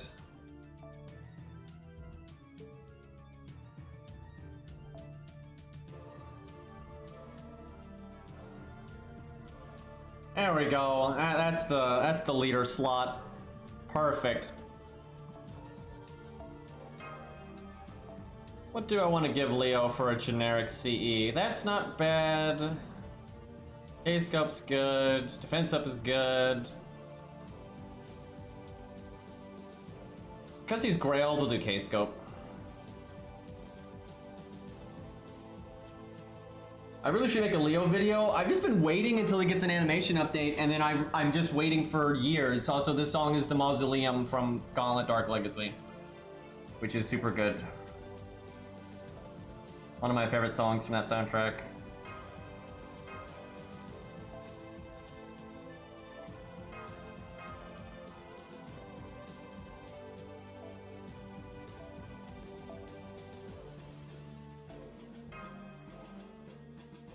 I will give that to Protoku. Give Gwaine guts. No one really uses Gwaine for farming anyway. Although I've got his passive, so he's actually pretty good at it, but where's my gut CE? Surely I've leveled it on this account. There it is. Need to get that maxed.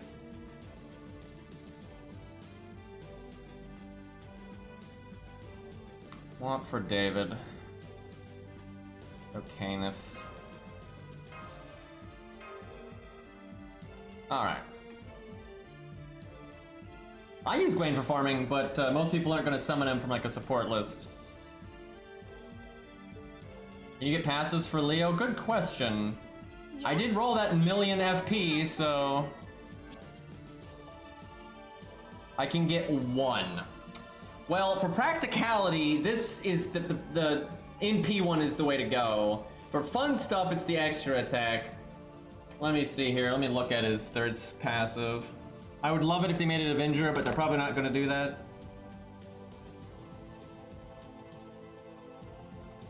It's Berserker. I have no idea why they went with Berserker. I'm trying to think what the shtick is there. That's actually good though. Wow, that's nice. If you anti-berserker is not as good as on a kind of a support taunt unit like this, but if you grail him, he can do damage. I don't know what to get then. All three of these are actually pretty fun.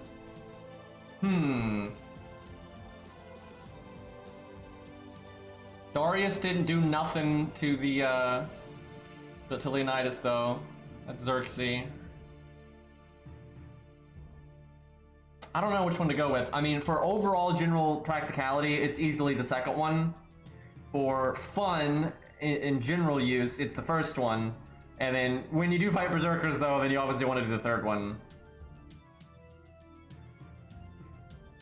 They really should add Xerxes actually. He's in history quite a bit and whatnot, and pretty interesting. Okay, we'll be smart. We'll do this one. And about another million FP, I'll get probably the first one. It kind of sucks we'll get the anti-berserker one last, but it just kind of makes sense. Oh crap, if I can max this, he can turn 1 NP with vanilla K-scope. You don't need super scope. I gotta try to do that. That is so good. That is super, super good.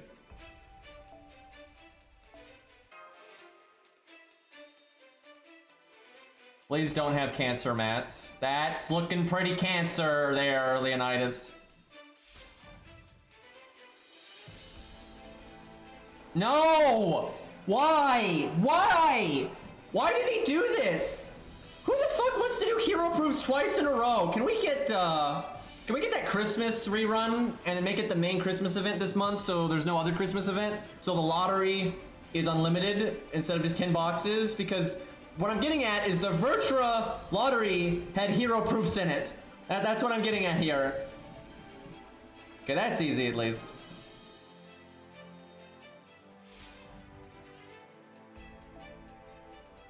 Being able to turn 1 NP though is so cool.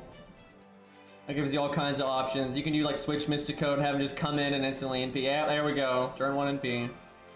Very nice.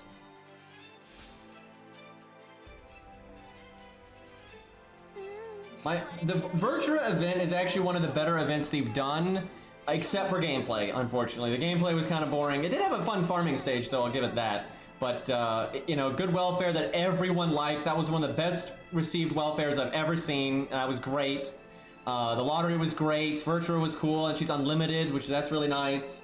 It was, and they did animation updates, I think, for George, which, I mean, hell yes.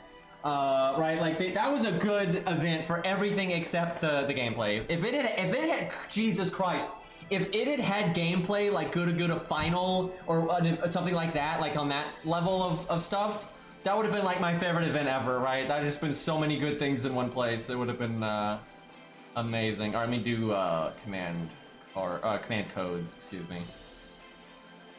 The challenge quest was pretty good. I mean, the gameplay wasn't like atrocious or anything. It just wasn't, you know, anything special. And like the main story was really easy, and you know there wasn't a lot of like fun to be had. It did have a pretty fun farming stage though. I remember like the final one was good. It was that, the challenge quest, and then all of the, you know, other things were great. There was even some God Juna in the story.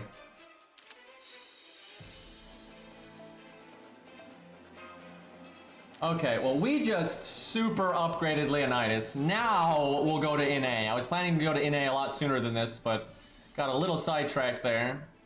For a good cause.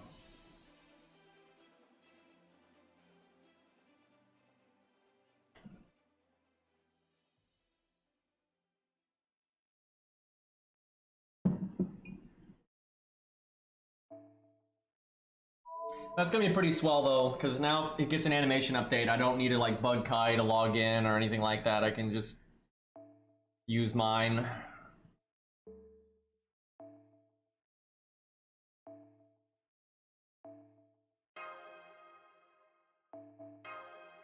Alright. I think I still need to do my FP summon over here actually.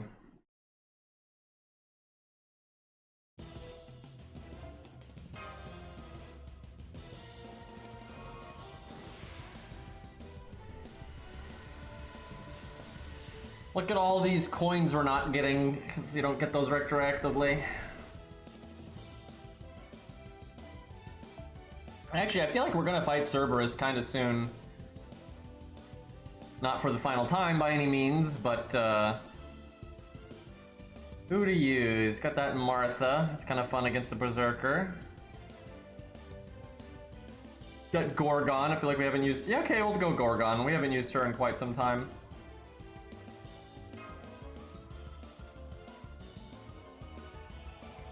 I so wish they had done handcrafted passives. That would have been so much better. That'd be so much more hype too, and you could actually really fix some units by giving them stuff that's really aimed at them.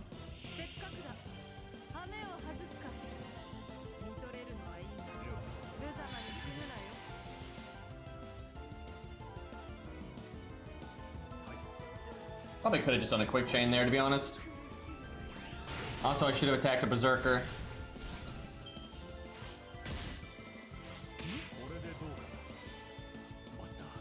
I don't mind there being a few universal ones, but they definitely should have made some handcrafted ones. And because, like I said, it's a great way to add uniqueness and fix broken units like Jekyll and Hyde and stuff.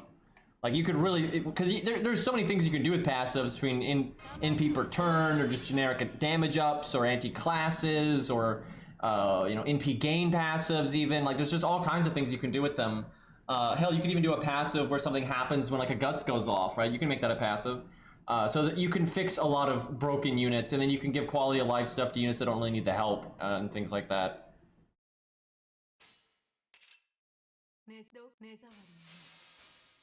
At least Jekyll and Hyde did get a better third passive than most, and I do think they did that on purpose. I think they did that on purpose for Jekyll and Hyde and for Steno, because they're like, okay, it's not like they're good, so it's not a big deal if we give them an abnormally good passive. Which they were correct about. It's not like that fixed Jekyll and Hyde by any means. I would like to remind everyone, before they buffed Jekyll and Hyde's NP, his permanent buster up from his NP that he can only ever do once, no repeats, was only 20%.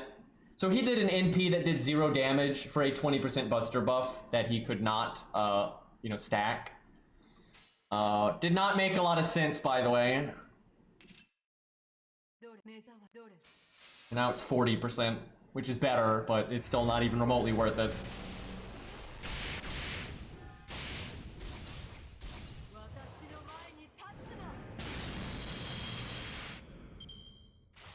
So Gorgon is actually Roman, by the way. As are we all. I should have just stunned there. I don't know why I didn't stun there. That would have been good, because then he'd gone cooldown, I'd kill him, and then switch screens. So I'd get like 2 turns off the cooldown. It'd be pretty great.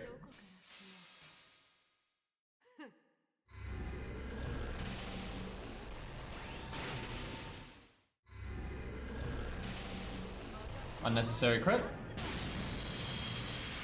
Her extra attack looks like it's AoE, but it's not, as do many. I think it is NP time. Maybe we don't do 36k, and I get to do art. Now see, chat, when I'm thinking about a Grailed Gorgon, you know, going, you know, NP mode and everything, I think Mario Galaxy.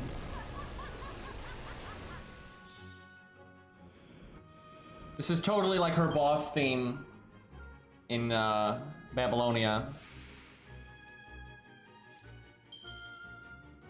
Oh geez, I wonder which one I'm gonna stun.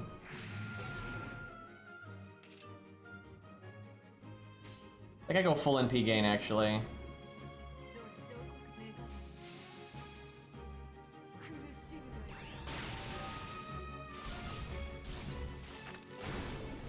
Not that her NP gain is amazing.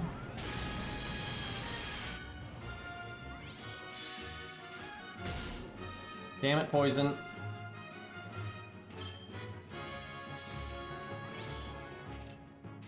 This stage is gonna end before I can get true value out of her, like, normal card damage from her skills.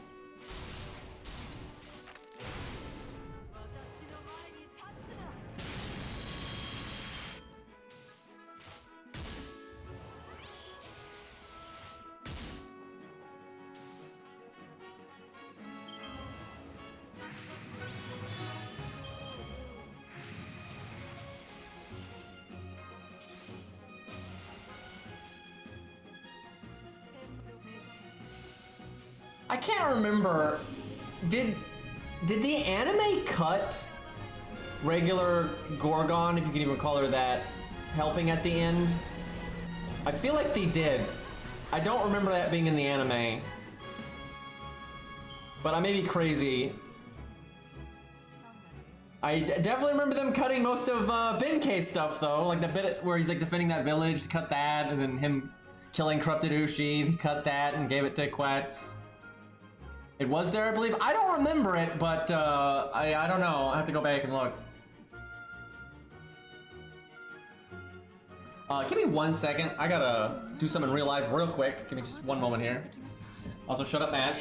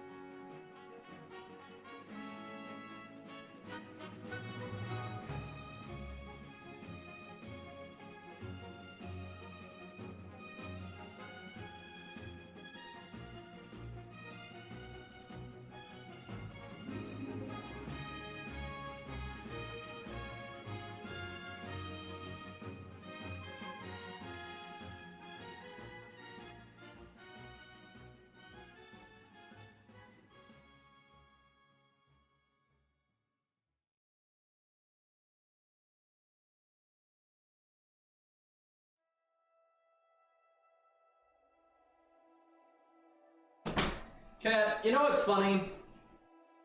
Ku, if there's like no weird plot armor nonsense, Ku could one-shot not only Gorgon, but he could one-shot the Tiamat beefed up Gorgon from Babylonia. Because although she gets like way stronger and tougher because of the Tiamat stuff, Bolg just scales, you know, based on how tough the enemy is. So it would still one-shot her. And he gets his, you know, bonus damage to monsters and all that. So, yeah, they mentioned that in Bolg's character material, that it's, like, amazing for killing, like, you know, planetary threats and shit like that, because it just scales up. And the stronger the enemy is, and it will always scale up to do lethal damage to them.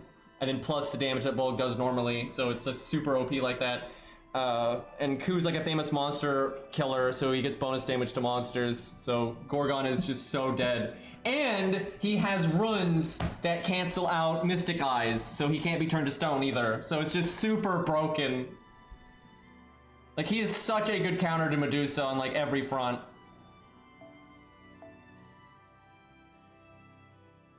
Ku actually doesn't kill that monster. Ku does kill a variety of monsters, but so this is so weird, and Fate actually messed this up, and I legitimately think this was a mistake. I do not think this is one of those things that Fate was just having, like, you know, taking liberty with. I think this is a mistake. Now, I'm not even gonna try to pronounce the names, because Celtic sea monster names are ridiculous, and fuck that. But, so, in most of the, like, stories, there is a sea monster, and, its corpse is what they build Bolg out of. But it's not killed by like a great hero or anything like that. It's just killed by another sea monster. And in Fate, the monster that they reference to make Bolg out of is the monster that kills the one that they build Bolg out of. So they did it like backwards for some reason. Dude, it is so weird. The actual stuff is so weird. I don't even remember which sea monster it is, but one of them has like the face of a woman and like the body of like I don't even remember what. It's like a dog or something. It's like, it is so weird. Like, all of the sea monster stuff is so bizarre. But yeah, there's actually, Bolg is normally made out of a sea monster that's just killed by another sea monster. And that's that, for just some reason. But yeah, the one that they use in Fate is the killer, not the killed, for some reason. It's really hard to find information on because one, it's really old stuff and a lot of it was lost to time, and a lot of those stories were never written down. They were just shared verbally. And between that and Celtic mythology and whatnot not being the most popular, it's really hard to find information on a lot of that stuff, and some of it's just lost to time.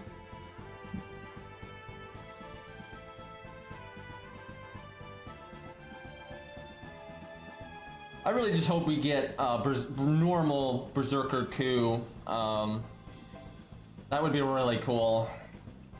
I'm really interested to see how they do it too. If he's going to be like a monster all the time, like Ivan, or if it's going to be like his NP, things like that. There's a lot of ways to do it. Go Shiki.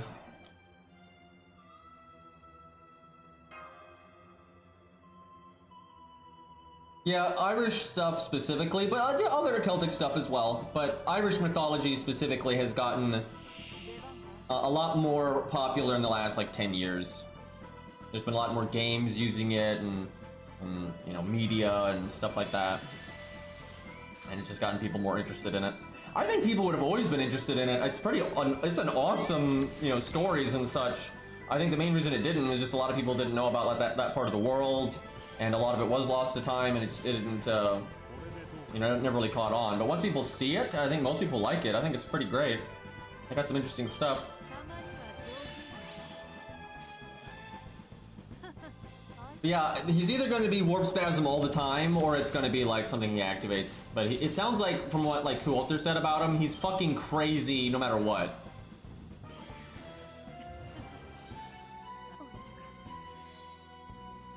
It's kind of funny that Warp Spasm Coup seems to be the strongest coup by quite a lot, but he's, you know, completely nuts. And probably not particularly nice. Yeah, they basically say he's like a bigger threat to his master, or he's just a threat to everyone.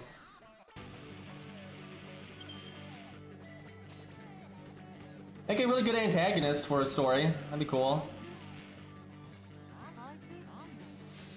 I don't know why I just picked my crits, because the enemy has 4,000 health. And we didn't crit anyway.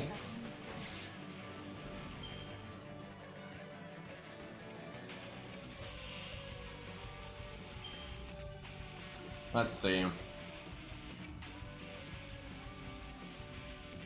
Do I want my art up? Just for like refund? I should be okay without. No, I'll do it. But if a miracle happens, I might kill the 36k. Need to crit. Probably twice, so good luck with that. Regular Coup is not even remotely a mana hog. He's actually one of the most mana efficient servants ever. His NP takes like no mana at all. But that doesn't mean Berserker Coup would actually be like that.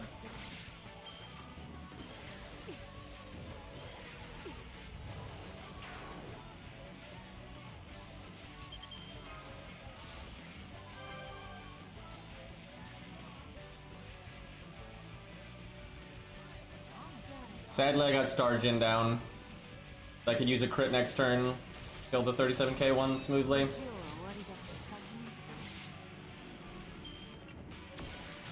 Damn it.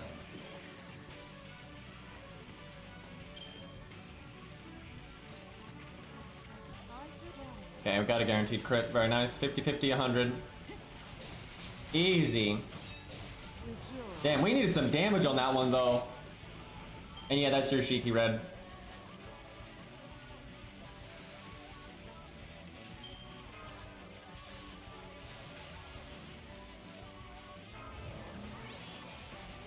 Would you care to insta-death?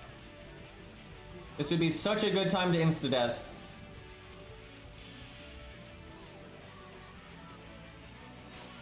You know, people always say Arturia dodged it, but she didn't dodge it. Chat, I know people's definition of words can change and be different, but I don't know any version of the word dodge that involves getting a giant hole in your chest. I don't remember that. It's like, oh, I dodged it as you're bleeding profusely.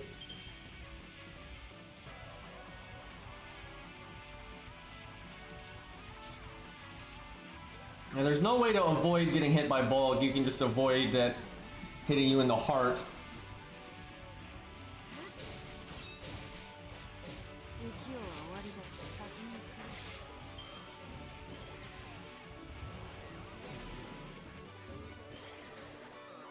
Double NP down. Good thing I can just NP anyway, nerd. I'm gonna evade right now because I should win next turn, and I don't want to get like double crit and die in case I don't kill them both. Can I get an insta-death though? Like that would be swell. Come on, cut the lines. You fucking missed. I think she killed it anyway though. Yep, 95k. Easy peasy. Like Shiki's good or something.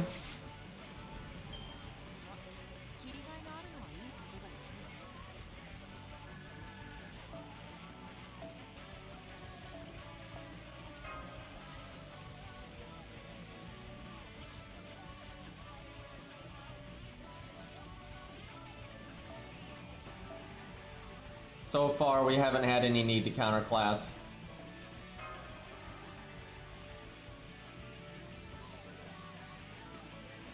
Honestly, what the abridged isn't kidding though. That is what's happening. Like, and that's actually, I'm not kidding. This sounds stupid, but that's literally how like the Grail Wars and how like the mana under the hood stuff like sorts skills and stuff. It's basically doing tabletop stuff. Like you have skill checks and shit like that. That's a canonical part of Fate. And like whatever summons them and stuff normally enforces and empowers those skills to make it work that way. It's really silly, but that absolutely is what's happening. Because when it comes to like the luck stat, it's not like, it literally isn't that like, oh, if you have this amount of luck, you'll always survive Bolg, or if you have this amount of luck, you'll never survive Bolg. It doesn't work that way, right? You still have to get lucky, right? It's like, oh, you need to roll the right thing, essentially. It's just easier to roll it the more luck that you have, essentially. And like, that's dumb as hell, but that is how it is in Fate. So yeah, the abridged is not even kidding. Like they're not making shit up. It's just that dumb.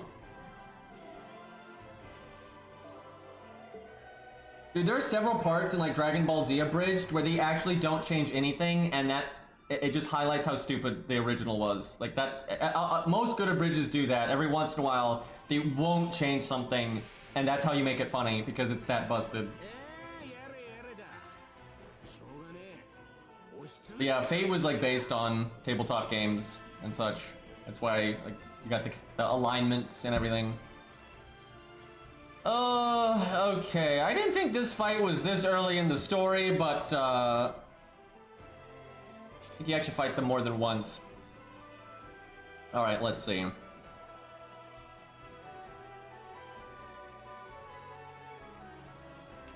Thinking about just going blammo now, but I should probably get my NP. You know what? I'll get my NP from them hitting me.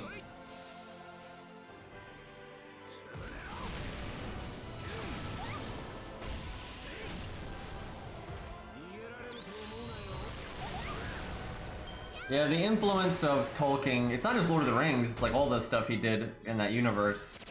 The influence that it had on stuff is crazy. Like it's not just fantasy books and stuff. It's just like, you know, he really popularized, you know, orcs and dwarves and elves, like more serious version of elves, not the Santa ones. Stuff like that is crazy. Like his influence is almost unmatched, at least in the kind of modern setting of like that kind of storytelling. And by the way, he was a huge fan of the Green Knight. I'm just saying. He's got taste. Not a good time for me to make those stars, but I need to not die. I'll just take the crits, actually. 70, 60, 90. Surely we're gonna get crits. There we go. Do it again.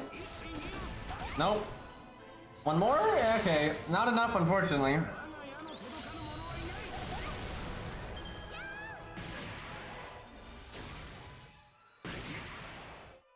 I'm honestly not sure if he invented orcs or not. I don't think so, but it wouldn't shock me if he did.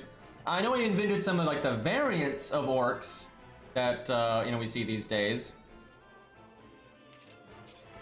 But I wouldn't think he did, just because that is, there's a lot of versions of them out there.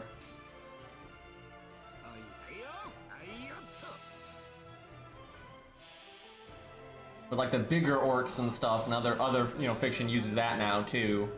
Like Uruks and was it Urukai and that kind of stuff. Things like that are he made, and those have been used all over the place.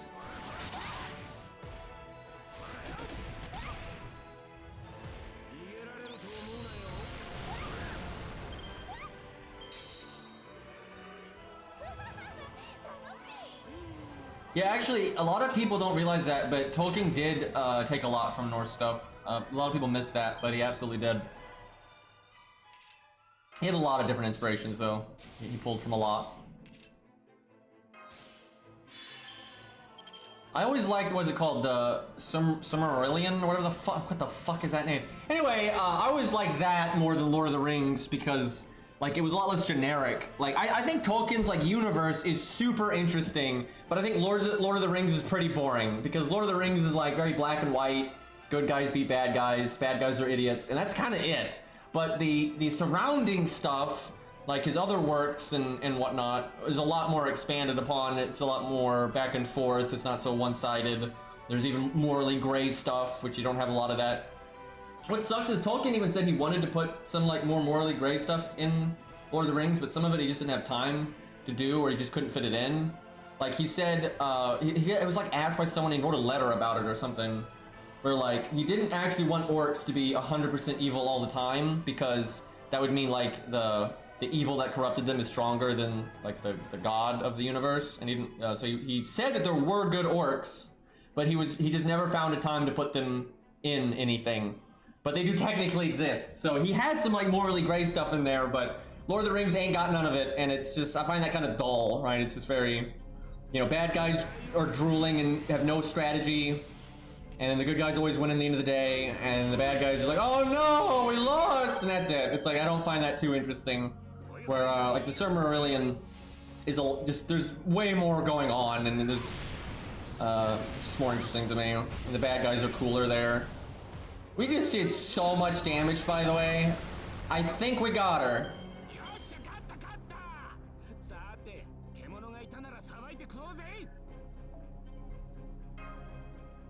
I'm sure some people like old school Orion more than the new one. Oh my god, Chad, I saw someone posted a picture showing the release schedule of male servants this year, and how it's like there's none of them, and they've just like so much time, there's not a single male character being added. And when they finally add one, you know, it's only like one, it's like, oh, okay. I don't even get it, dude. I literally don't get it, because they sell fine. They actually sell, they're some of the best sellers ever. They have a very large female player base, and lots of guys like guy characters, right? That's not, it's like a lot of, you know, women that play games or, you know, watch stories like having, you know, characters they can relate to in it, right? So it's not weird that people want guys in the game, and they've always sold well, so it's like, and they used to add them a decent amount, right? They never added them as much as the females, but you know, they added males a decent amount, and they've just stopped. They're just like, nope.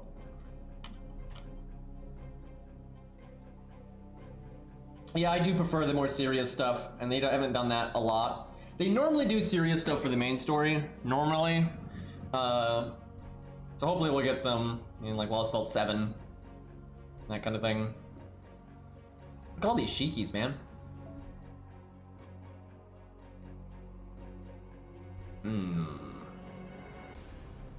All these Enkidus. Everybody, look, Say's already ready to, oh, okay, maybe not skill rank wise, but getting ready for Fluffy on an A here. Okay, Omega's ready for Fluffy, I would say.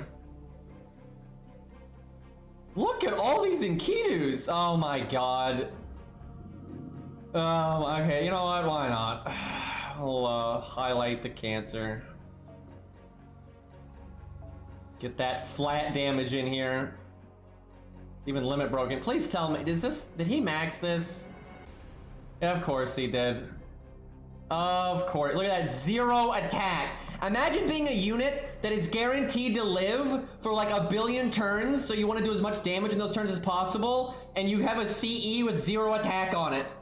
Like, imagine that. Jesus Christ. Look at, we only have 11,000, well, about 12,000 attack, but still 18,000 health. Who the fuck needs 18,000 health? And of course he does the flat damage command code, of course. Get that big quick card in here.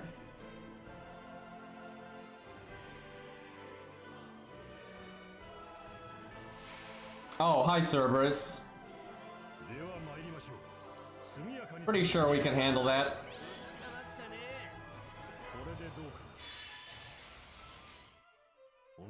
Oh no, he put Curse on the art card because Curse is flat damage. Like, he's unironically just spamming flat damage. You gotta be kidding me. Also, these hands though. And that's flat damage too. Does he have flat damage on every card? Is this a dot coup build? Like, what?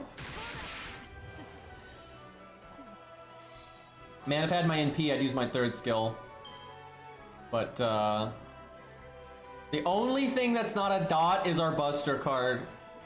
But this isn't a servant, so I guess I, actually embrace the dots here.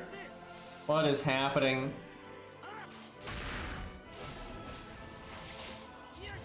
Look at all the dots! Look at all that. It's like that Siegfried video I made. So Ku does not have his first skill buff on an A yet. Although I think we can handle this without it. Unless this stage ends up being way harder than I'm thinking. Although, no joke, this CE is really bad here. Like, our NP is gonna do so much less damage than it should be doing. Like, 56k? Like, brah.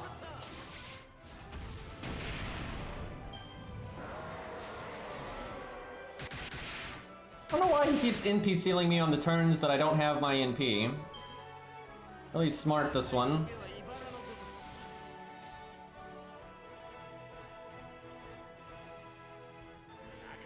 For a moment there, I actually considered doing the dot, but then I realized that's stupid and I didn't. I really wish one of those quicks there at the end would have crit.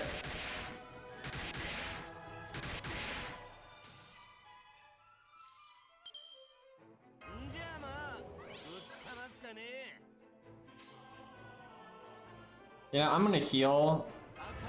Even though he's probably about to dot the shit out of me, or debuff me, but I can use Atlas.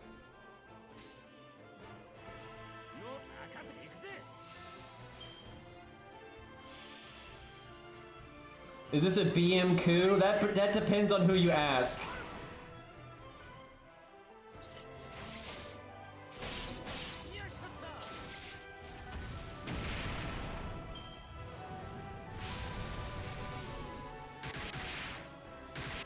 Okay, we'll remove that.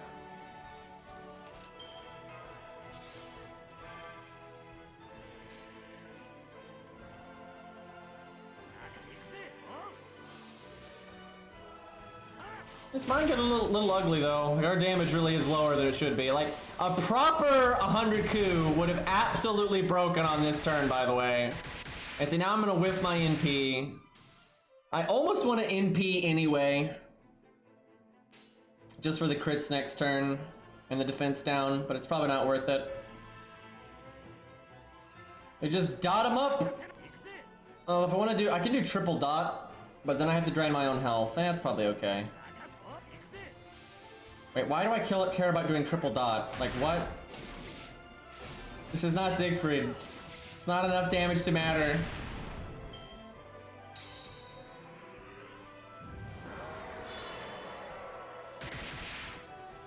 So I know for a fact I beat this with my coup on JP, I remember. I'm not sure we're gonna get it here though. One hit invulnerability. That's really awkward.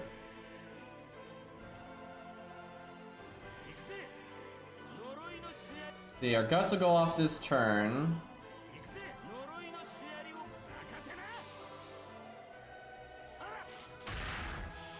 Invulnerability ain't blocking those dots, but we're getting rid of the invulnerability anyway.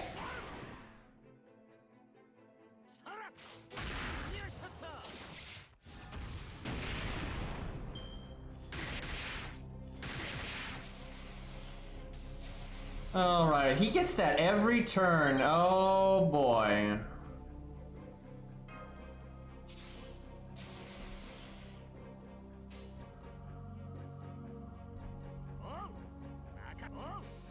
That may be more NP gain than I need. I wonder how much damage these dots have done over the course of the fight. It's actually enough to make up for the attacks that we're missing on our normal cards, but it's not enough to make up for what we're missing on our NP. I didn't get my NP there. That is really unfortunate.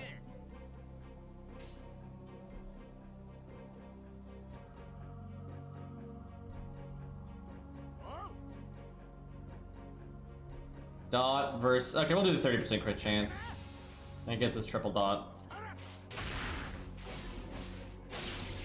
And he actually crit. If... I could NP one more time, we might have it.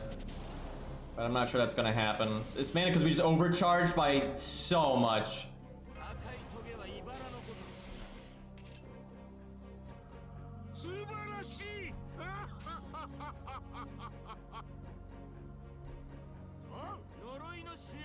Hey, and how the hell do you say your name? Takadono? Thank you for the 9 months. Been a while because of university, but glad to see you're still in the shenanigans. At the shenanigans, yeah, I'm not going anywhere. I'm too stubborn. But thank you for the 9 months, man. I really do appreciate it. Oh fuck. I can't, oh, fuck. So I should have cast, I should not have cast, that's my fault. I shouldn't have cast that earlier, I think. Feels bad. So, yeah, I'm very confident that the damage we're missing here, though, I would be able to do with my coup. Because I remember doing this on JP. Honestly, though, for how not good Kane's CD is for a fight like this, he actually did pretty well.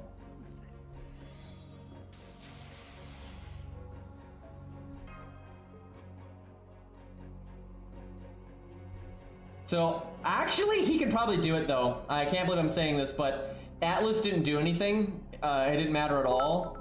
And so, I should have brought default. And the attack up might have made the difference. But yeah, Kane's CD could probably do it in the right context. Protoku's good for this stage. I think I made a video of that actually, because it's a beast. That's actually a decent boss fight though, because it's a decent amount of health. He hits pretty hard. He's got a nasty debuffs, and then he gets invulnerability 1 hit every turn, and then the heal. So that's not bad. Like he's pretty okay. That music is definitely looping. I don't really like this song, to be honest. I might nuke it. It's like good for like if you're entering like a big city or something, but like it's not good background music. If he crit more, we would try that. Oh, I could use my coup. I actually have my coup over here. Excuse me. I've got on NA. I still have a 2K. Yeah, look, let's look at the difference here. Let's get Kane. I almost said it. Let's get that guy in here. Again, and then we'll compare it to mine. If you wanted to counter this though with like a command code, you could do the Pierce Invulnerability command code. That'd be really good here. It's him blocking 1 card every turn, and it's like, you know, 5 or 6 turns. That's like almost 2 turns of value of damage. That's no joke at all.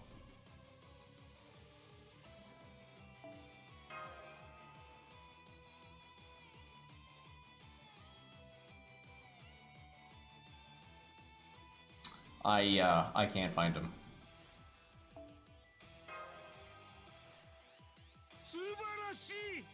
And Phantom with the 31 months from Prime Gaming. I don't even know what Prime Gaming is, but thank you. That's a long time, dude.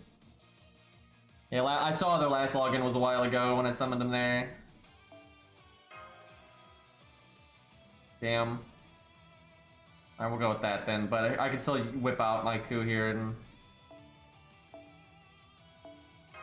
that's not only is that way more attack, but then you get the 15% on top of that. That's such a difference. And then my command codes are way better. The dots are not worth it. Like, I get the stars, so you crit a lot more, and more critting means more NP gain, it means more damage, right? Like, the only bad about mine here is the Gilgamesh one doesn't do anything. You could make that, like, Pierce Invulnerability, and it'd be a lot better.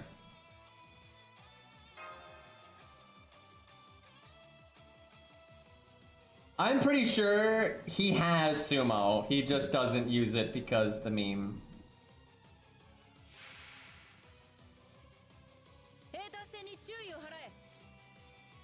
Yikes, that opening hand.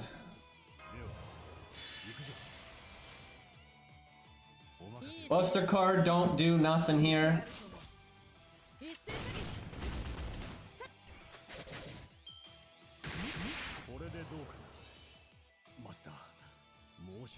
Alright, Cerberus has a damage cut. That actually explains why the damage to an extent. Oh, actually, I guess maybe his isn't. Maybe his is just the health.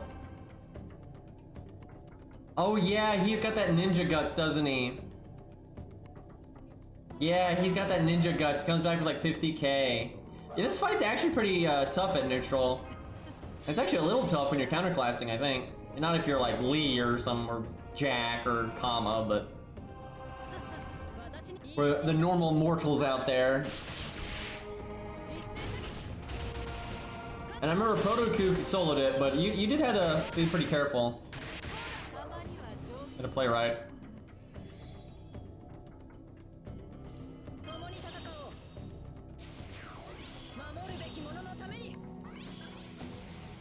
All right.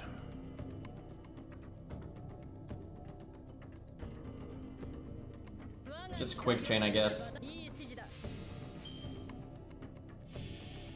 Actually, debuff clear on a command code would actually be kind of nice here. Not worth respecking for by any means, but getting rid of her debuff resistance down is good, because then she gets her magic resist and goddess essence, and in the boss, his debuffs would fail quite often.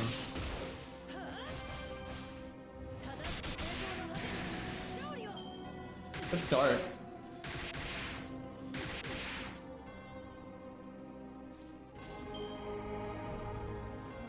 Oh, we got Pierce Vulnerability. How about that? I'm assuming that's just a coincidence, but I'll take it. 80%, don't fail me. We got crit up and attack up. There you go. Man, that's a lot of damage. She is so strong. Oh, for Charlotte? Makes sense. Do I clear it? Ah, damn. The problem is if I clear it, the dot's gonna get me, but this sucks not NPing right here. Also, I cast Guts one turn too soon. The buff success chance is gonna go away. Do I just heal now then?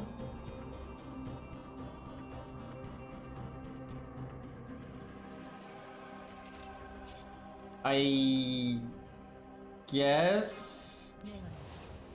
You lose a turn of survival doing it this way, so I don't know.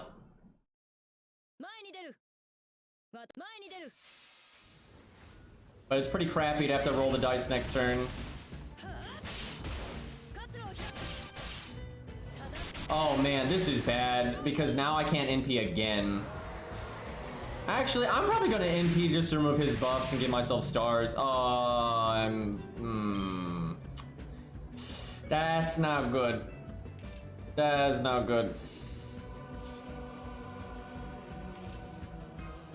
Guess I'm not doing that. 200% overcharge. Here we come, boys.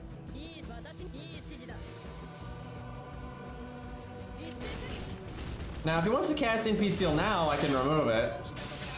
You did. Okay, no, she got it. About to lose my shit, but she's fine.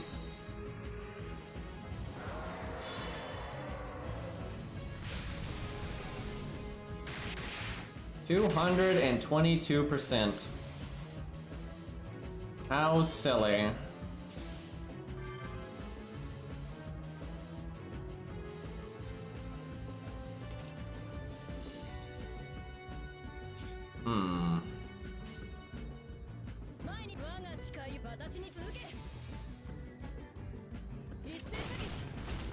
Sometimes it might be worth it not to do the Buster there. Bigger crit down from the overcharge. Yeah, probably unnecessary.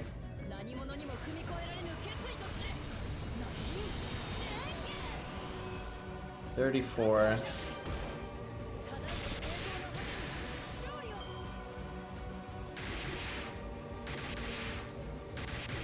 Alright, just get lucky. I'm gonna do something kind of silly. I'm not gonna. I can do this turn, but I'm gonna do this first. Just land it, land it, land it! Damn it.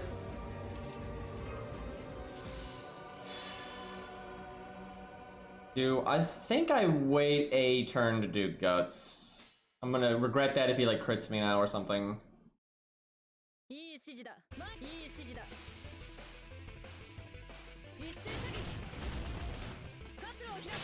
Man, we could have had that juicy crit buff. Got greedy. Can you please stop doing that?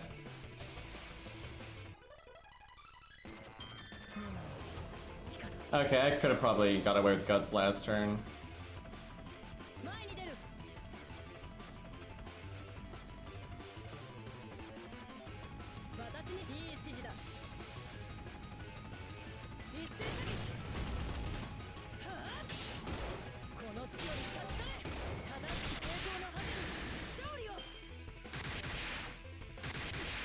Damn. I really wanted to get one more turn there. That wouldn't have been that hard to do. Man, I think we're dead. It's probably doable, but even for her, I think it's gonna be tough. She's gonna die to the NP, unfortunately. That NP, though, seal at the start really got us. That slowed us down way too much. Between that and then using the invulnerability probably a turn too soon, and then also the not getting the crit buff, all those little things combined, that puts us behind quite a bit. So we're gonna have to get really good value to beat this with her, though. I'll try again, though. I think she might be able to do it. This was really cool to do with Protoku, though. His anti-debuff, like resistance, was really good.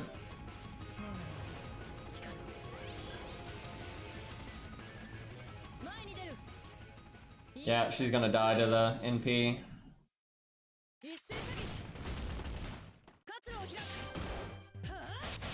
He also hates critting, apparently.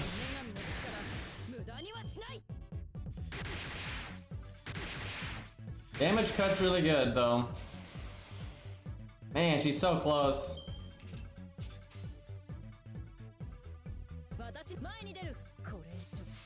Should've done those busters the other way, excuse me. Trying to do my best odds of... That's a cool animation right there. My best odds of getting the guts to go off. But we wouldn't have been a kill no matter what. Yeah, this is definitely doable. I figure Beastly's already done it.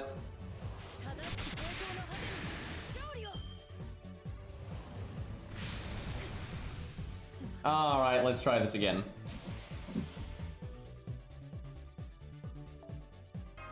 Yeah, this is actually pretty tough for her. Debuff clear would definitely help, because then you're less likely to get hit by the NP seal. Because you won't have your debuff resistance down.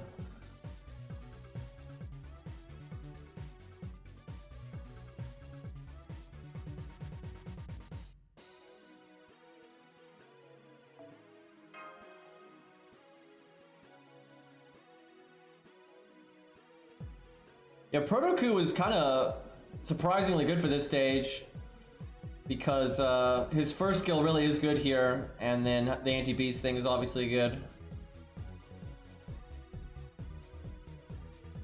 If he was, he doesn't need a counterclass, like he does super well without, but if he was counterclassing, that'd be nuts.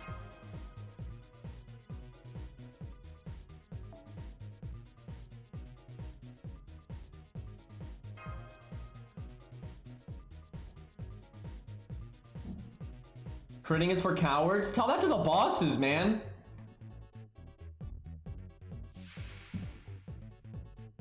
Bull of Heaven must be a bull of chicken of heaven. Thing crit all the time. The great poultry.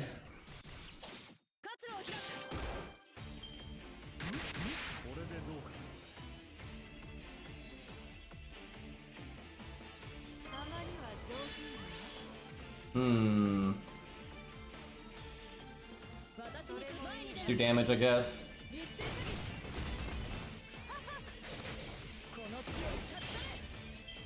See, the problem is if I want to wait a turn to do guts, it kind of messes up my first skill. But it's probably worth it. Just make our first NP kind of crappy.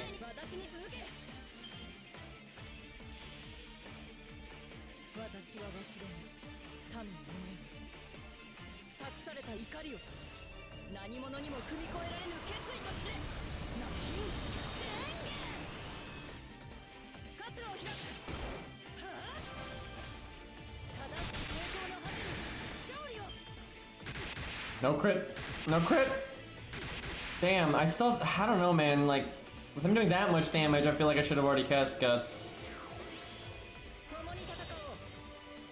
You're kind of at the mercy if he attacks a lot, or crits, or high rolls, all that kind of stuff.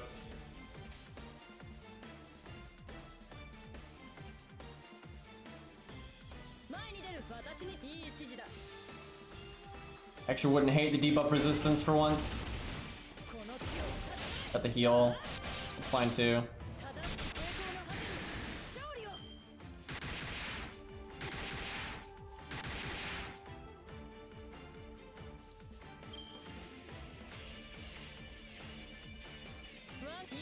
See, green, press green.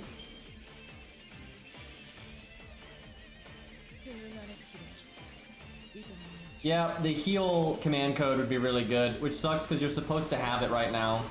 Like, it's supposed to be before LB5. But yeah, because the fight goes on long enough, she'd heal like 4 times from it. And then you can heal boost it as well. So that's just a lot of extra health.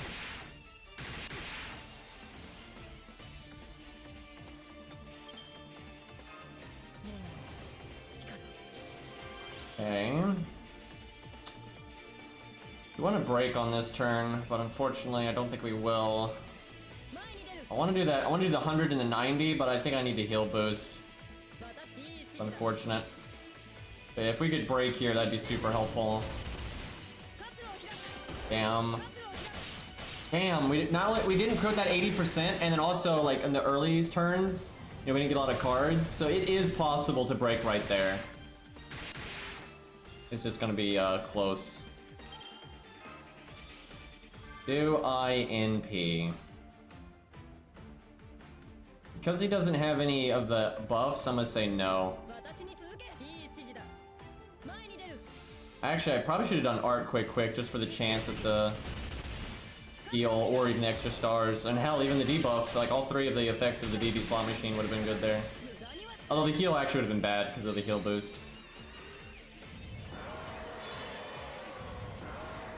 Okay, there's a buff.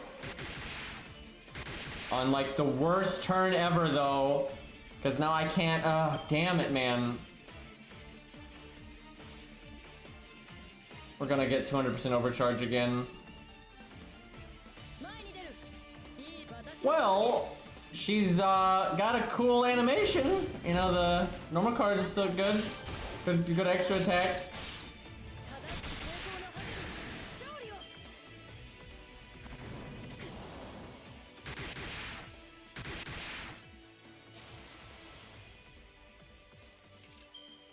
I mean, we have literally no information about a Christmas event. Like, we may not get one, but maybe we will. We'll just have to see.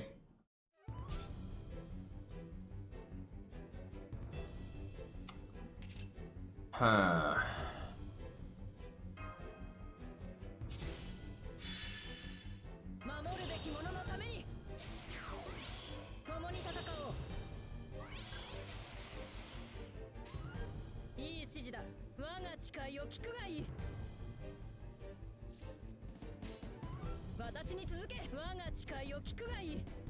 Guess I'll do the 60%.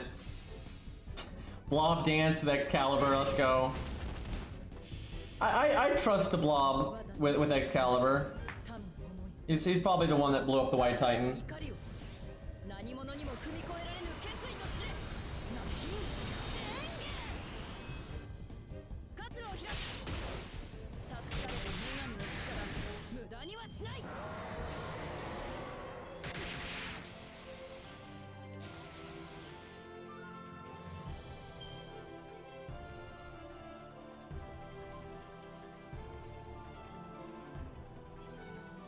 NA is not gonna follow the exact dates of JP. It doesn't work that way. It's gonna be always off a bit.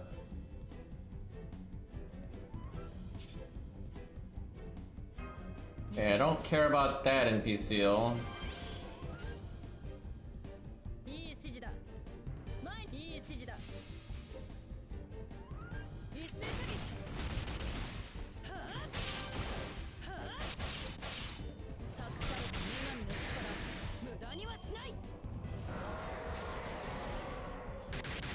Damn. Got a lot of attack buffs now, and I can't get rid of them.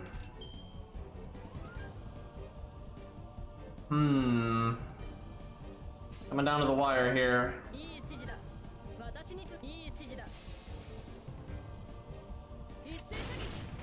Good. Not good.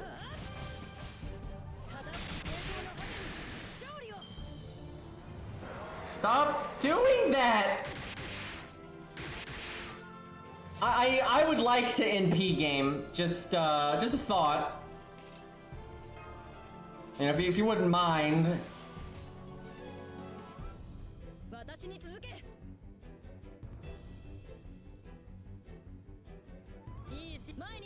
Come on, game. Work with me. Please give me the debuff resistance. I want that so bad right now. Damn it! You always give it to me, and then now I need it, and you don't. Dude, the debuff resistance there would be so good because she's got her magic resist back. And how did she not resist any of that? Nice passives, by the way. 3 debuffs, all of them land. Sure, okay, this is going fan-fucking-tastic. I can win next turn. There's actually a slight chance we win right now. If I had my first skill, I think we would win right now. Let me think. So I can Buster NP and then Buster Extra or something. But I'm kind of worried if I Buster NP, it actually won't do 46k. And then we'd be so fucked. The safe thing to do is Buster NP, because then you're guaranteed to do the extra attack into the new health bar, and then you can finish them off next turn. But let's get. I'll do the 60. See if we get like a crit with the extra. We have to not die this turn. Unfortunately, we got the dot because we didn't guard anything. I wish we would have guarded either the dot increase or the dot, either one. And we had our proper debuff resist because the debuff was from lowering it was gone. So that's really shit. We didn't guard anything. Damn it! Damn it! Damn it, man! Everything is just going wrong on this run. What the fuck? Yeah, we're screwed now. We had to do some damage to that 50k. That is so stupid. Yeah, she's dead now. I should have done Buster NP, I guess, but like that was so close. Yeah, she can do it, but there's so many things you need to get lucky with, and it's mainly at the beginning. Like you need to do good normal card damage at the beginning with your taunts, and you need to resist something, like one of the debuffs. Yeah, but I think I would have won though if I had done Buster NP. I think we would have won. Because the extra would have done the 10k. Or if we crit, either way. I'll give her one more go. That is so... Let me look up her debuff resist. Because I think she has magic resist and then goddess essence, so... again, though, when she has her debuff, she loses one of them, but we did not have the debuff. And also, BB could have given us the extra debuff resistance from the command code, but we didn't get it. So we had so many ways. All we had to do was guard, one of them there. Where is she? There she is. Okay, so she has magic resist A. Okay, her goddess essence is only C, so but still, she has a 40% debuff resistance, and she failed on all 3 debuffs. And if we had landed the BB thing, then we would have had 55. That really is atrocious luck. E minus luck kicking in, indeed. Yeah, she has the worst luck in all of Faith. Somehow worse than Q.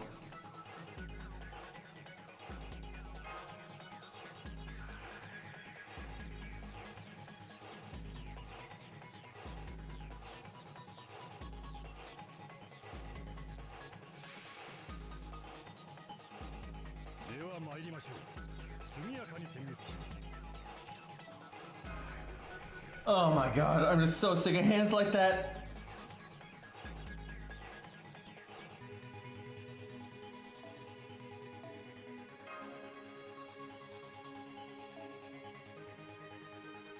Really though, the first hand is just so random, you shouldn't, like, it's the second hand that matters. The first hand, it's yeah, it's annoying, but because there's 3 units still, it's like it's gonna be crazy random no matter what you do. No point in relying on it. Well, there's the doom and gloom music. It's pretty fitting for this boss, I feel. Oh my god. See, I was gonna say she got the voice line, so that means she's gonna get cards, right? The rainbow please of the song. Evil Robotnik music jamming out.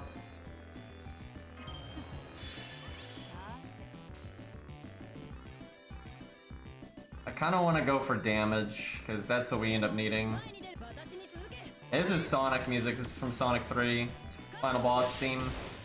Actually, I guess this is for Robotnik and then Mecha Sonic. It's not exclusive to Robotnik.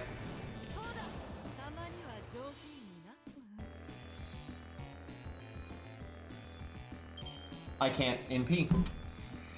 Oh man, it's so rough. Something crit, maybe triple crit. That'd be something. Nope. Nope. There's one. Better than nothing.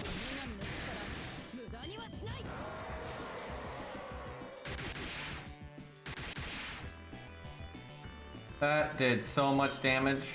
I should have cast this last turn.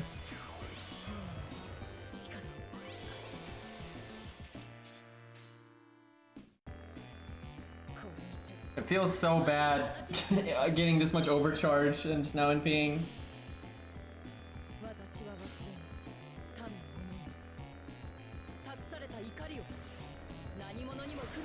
So I'm guessing this is easier on Fujino than it is on Chakojana.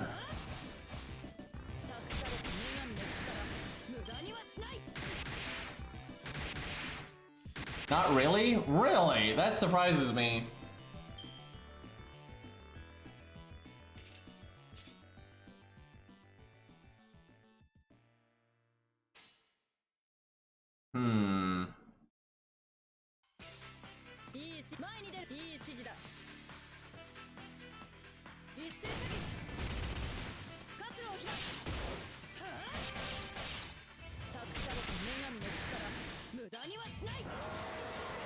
Kind of wild she never has to reload that gun.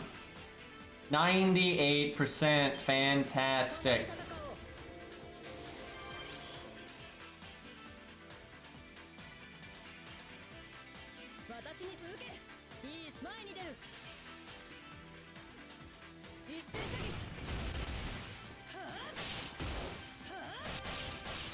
Yeah, this is harder for the solo big boys than I would have thought.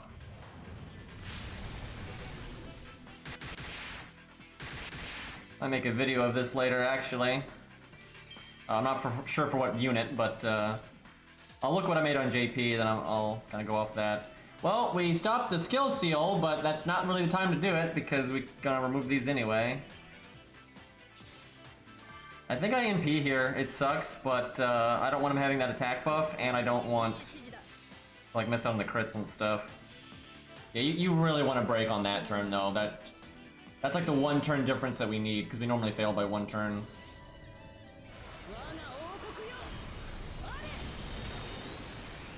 Super Orion actually has a harder time here than you would think. I've done that before. However, it's a beast, so he gets his anti-beast damage, just like Protoku, and that's really big for Orion. But actually, Orion can fail this too.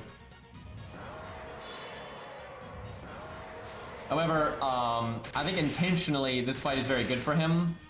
In some ways, it's not really good for him in terms of like the stats and the guts and all that. But like the boss has debuffs. Orion has debuff immunity. The boss has invulnerability every turn. He has pierce invulnerability, right? But I've seen Orion actually fail this.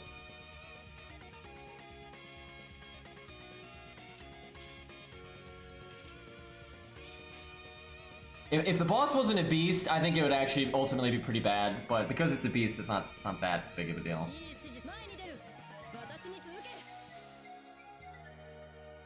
Depending on luck, Fujino either wins with no effort or she gets NP sealed and crit to death. Yeah, you really do want to NP on Fujino because she's single target, so it's big damage and also the attack down. Hey, we actually guarded it. Although we were actually kind of likely to do that there because we didn't have our debuff. Okay, just get lucky. It really is good if you can do this now. Fuck. Like, I don't care if the Stargen one misses. It's been the crit buff every single time.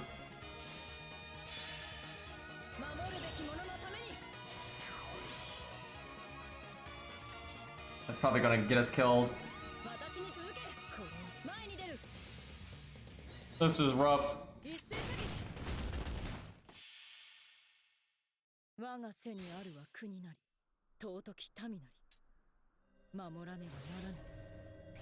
Yeah, it's probably just whack translation. Why it's Gates of Hell, not Hades.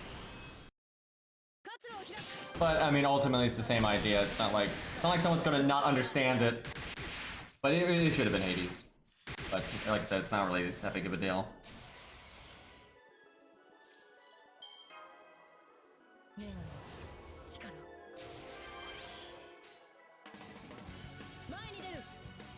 I probably should have done the 70%.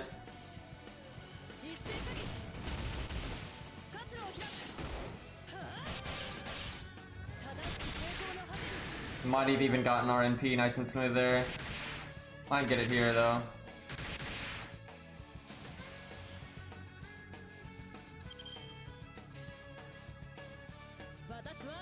If we would just get that one turn to go better at the beginning, so we break that turn sooner, she'd have this pretty smoothly.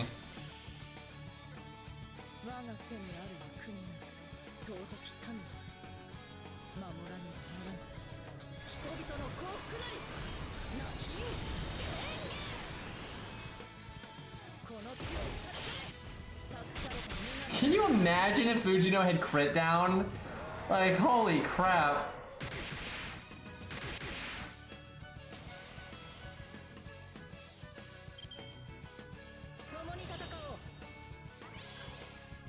That's 3 for 3.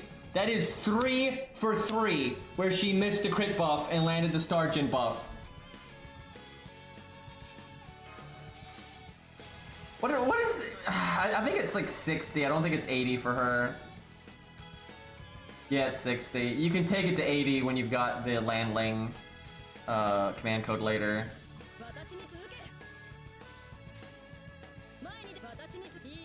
Oh, man. Yeah, if we had the crit buff and we crit twice, we probably would have broken here. But it wouldn't matter. We didn't crit twice because, you know, stuff. Hey, we actually guarded the burn and we didn't get our NP. Well, if I don't die here, I think we'll win. Like, I do the BB slot machine and hope I get debuff resist or the heal, either one. Just not the stars. We got the stars.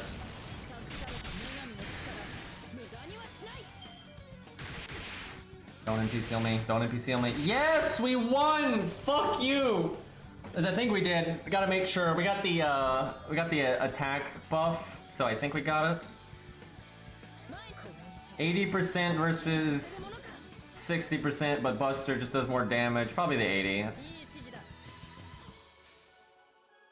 Yeah, I'll zeet the app. I want to make a video for this for somebody. That's a worthy boss. Like, it's not a joke battle at all.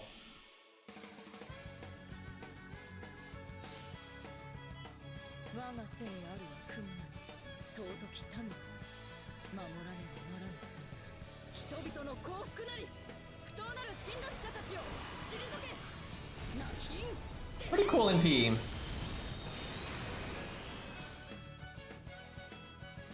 That was still quite close. But we overkilled right there a good bit, and all of the extra attack is overkill. Woo! Ooh!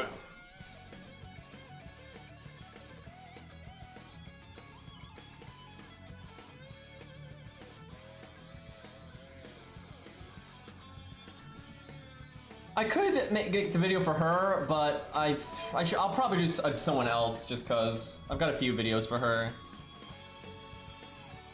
They're going to buff her? Actually, they probably will. I could see that. I don't think they see her as being OP, and yeah, she's popular enough, and she's been out long enough. I could see that happening. Yeah, I could definitely see them buffing the NP. Battery.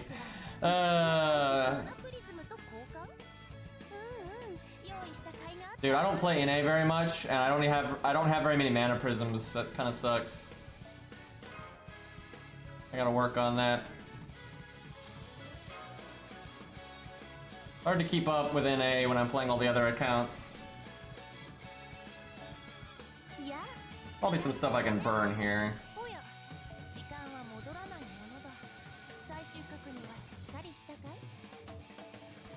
Clean up our inventory a bit while we're at it. Oh hey, we got Chiron over here. That's nice. I have no idea when that happened, but I'll take it. Also, I assume we have Jason at NP5, but I should check.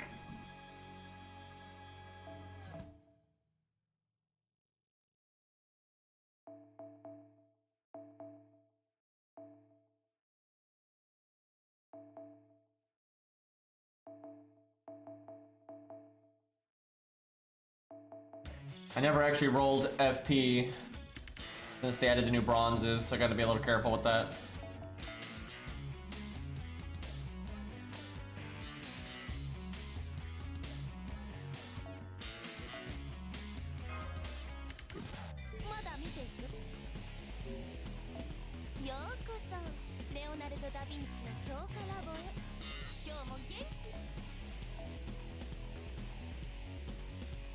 Looks like I got them all done.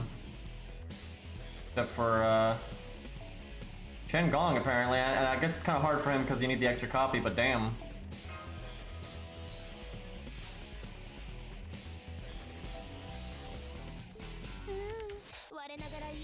Getting so much Robotnik music right now. It's just RNG too.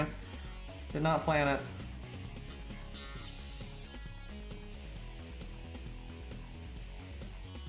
Yeah, Jason's done. Okay, Paris isn't done, but that's Paris, you know, who cares?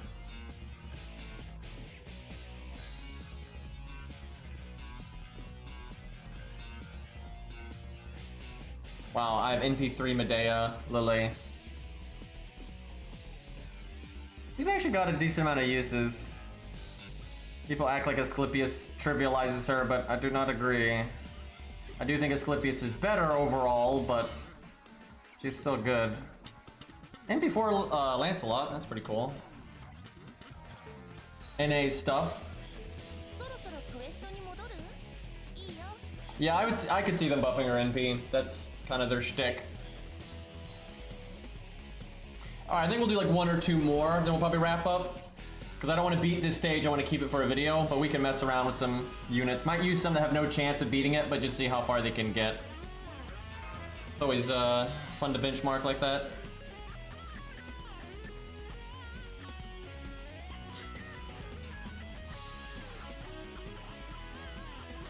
Okay, that is such an upgraded Lobo. I'll do it. He ain't winning, unfortunately. We'll see how he does. Probably still do Atlas though. He might be able to do it at 120 just because your damage would be so high then, and you could kind of win before you would die. But I don't know. Even at 120, I think it'd be tough. Lobo, unfortunately, is not a champ solo unit.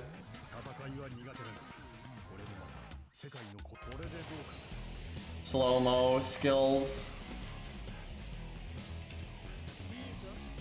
5 stars. The other 2 are completely useless. Yeah, there we go. Finally got one of those right.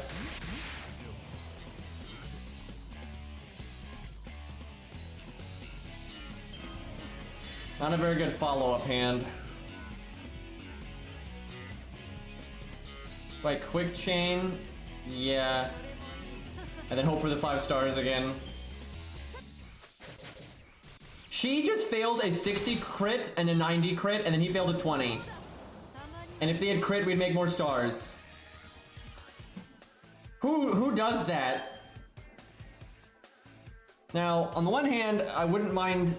I'd kind of like to save my 3rd skill, because I could remove his attack buff. However, I'll get NP sealed any second. And, yeah, I guess I just use it.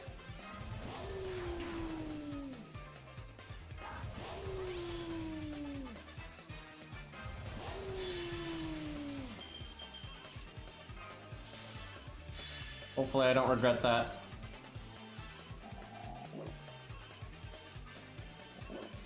We want the debuff resist or the 5 stars. I think we want the 5 stars, because the debuff resist is like a pipe dream, because he doesn't have magic resist. If you have magic resist though, I think you want the debuff resist. That's really good. Got the stars, that's fine.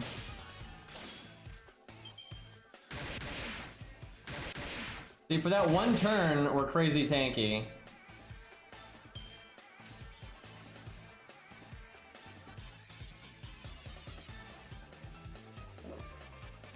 Now we want, I should have swapped those cards around, but we actually want the heal now, I guess. Hey, we got the heal. Wow, why couldn't Chago-Jana get this kind of luck? We're like, getting pretty, damn it. I could break right now if it wasn't for that. Maybe we get lucky and triple crit here. I might break anyway. Bad start, bad follow-up. Yep, 2 crits. We needed 2 crits and we would have broke there. And I actually think we were, oh my god. Bad dog. And I don't mean Lobo. Atlas is bad because the defense up and stuff and attack down don't matter anymore. We don't have enough health for that to come into play. Although if we had broken there and I could already cast the skills just for the damage, it'd actually be pretty good. At least he broke.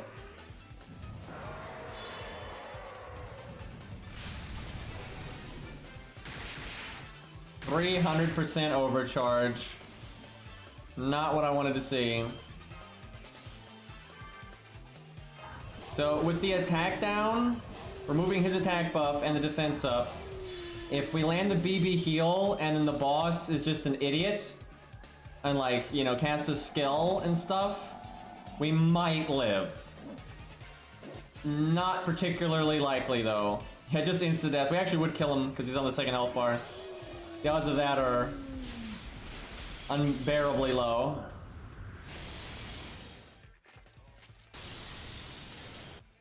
That's a lot of damage though. The crits failure. Also, we didn't get the heal. There's a skill, but it's actually good turn order on his part. He got the attack up before attacking. We wanted him to attack and then like skill. Probably would have lived then.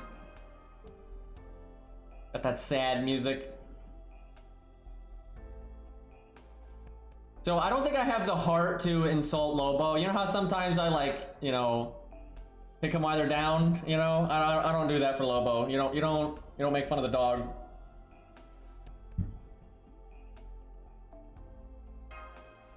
The better dog lost, indeed. He's just going easy on him. Just getting Cerberus some, confidence boost. Okay, no foreigners, none of that. That's a big Shiba, but that will get annihilated because not only is she kind of bad for that for soloing, but then it's a rider. Why am I doing this? I don't even think this is gonna break the 1st health bar. I mean, Shiba's good enough in a team setting to kill most assassin bosses, so she is valuable because of that. It's just a lot more scuffed than most other single target units out there. Great! Great opening hand. Fantastic. I mean, actually, it really could be worse, but it could also be better.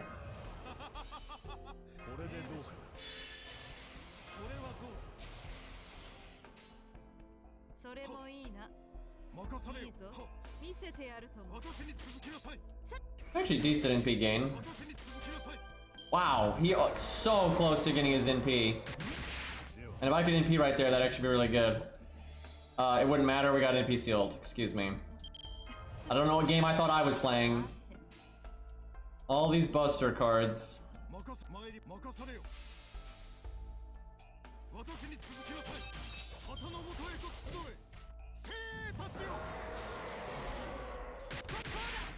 You know, I don't like that NP seal much. I don't care for that. You know what? I'm doing that. Can't stop me.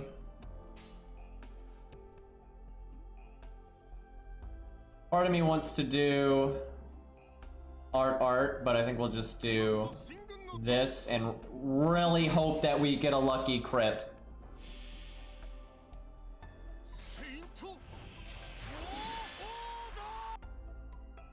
Yeah, he makes 5 stars. I forgot about that. Oh my god, and it's so useless in a solo, but in team play, it's supposed to like complement if someone else does like instinct or, you know, Hans's 3rd skill. That's the point of it. But in a solo, that doesn't do anything. Okay, we got the double buster up though. These are the strats right here, and we've got a 10% chance to crit.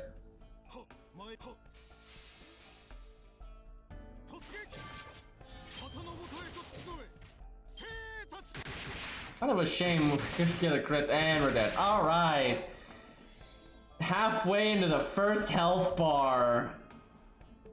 Absolutely tragic. Almost got him. Yeah, I know. Just a little bit better RNG. If we just crit, we would have killed him, guys. Alright, we'll wrap up there, because I want to save the stage, and I don't want to blow apples here, so we'll, because, you know, I'm really pushed. I'm really pushed on apples. You know, Chad, I don't have any to spare right now. But we'll find something to record on that stage. I was gonna make a Mordred video. I actually already edited like the basic stuff, but I'm an idiot, and I needed to record the boss NP in slow-mo, and I recorded it twice in fast mode.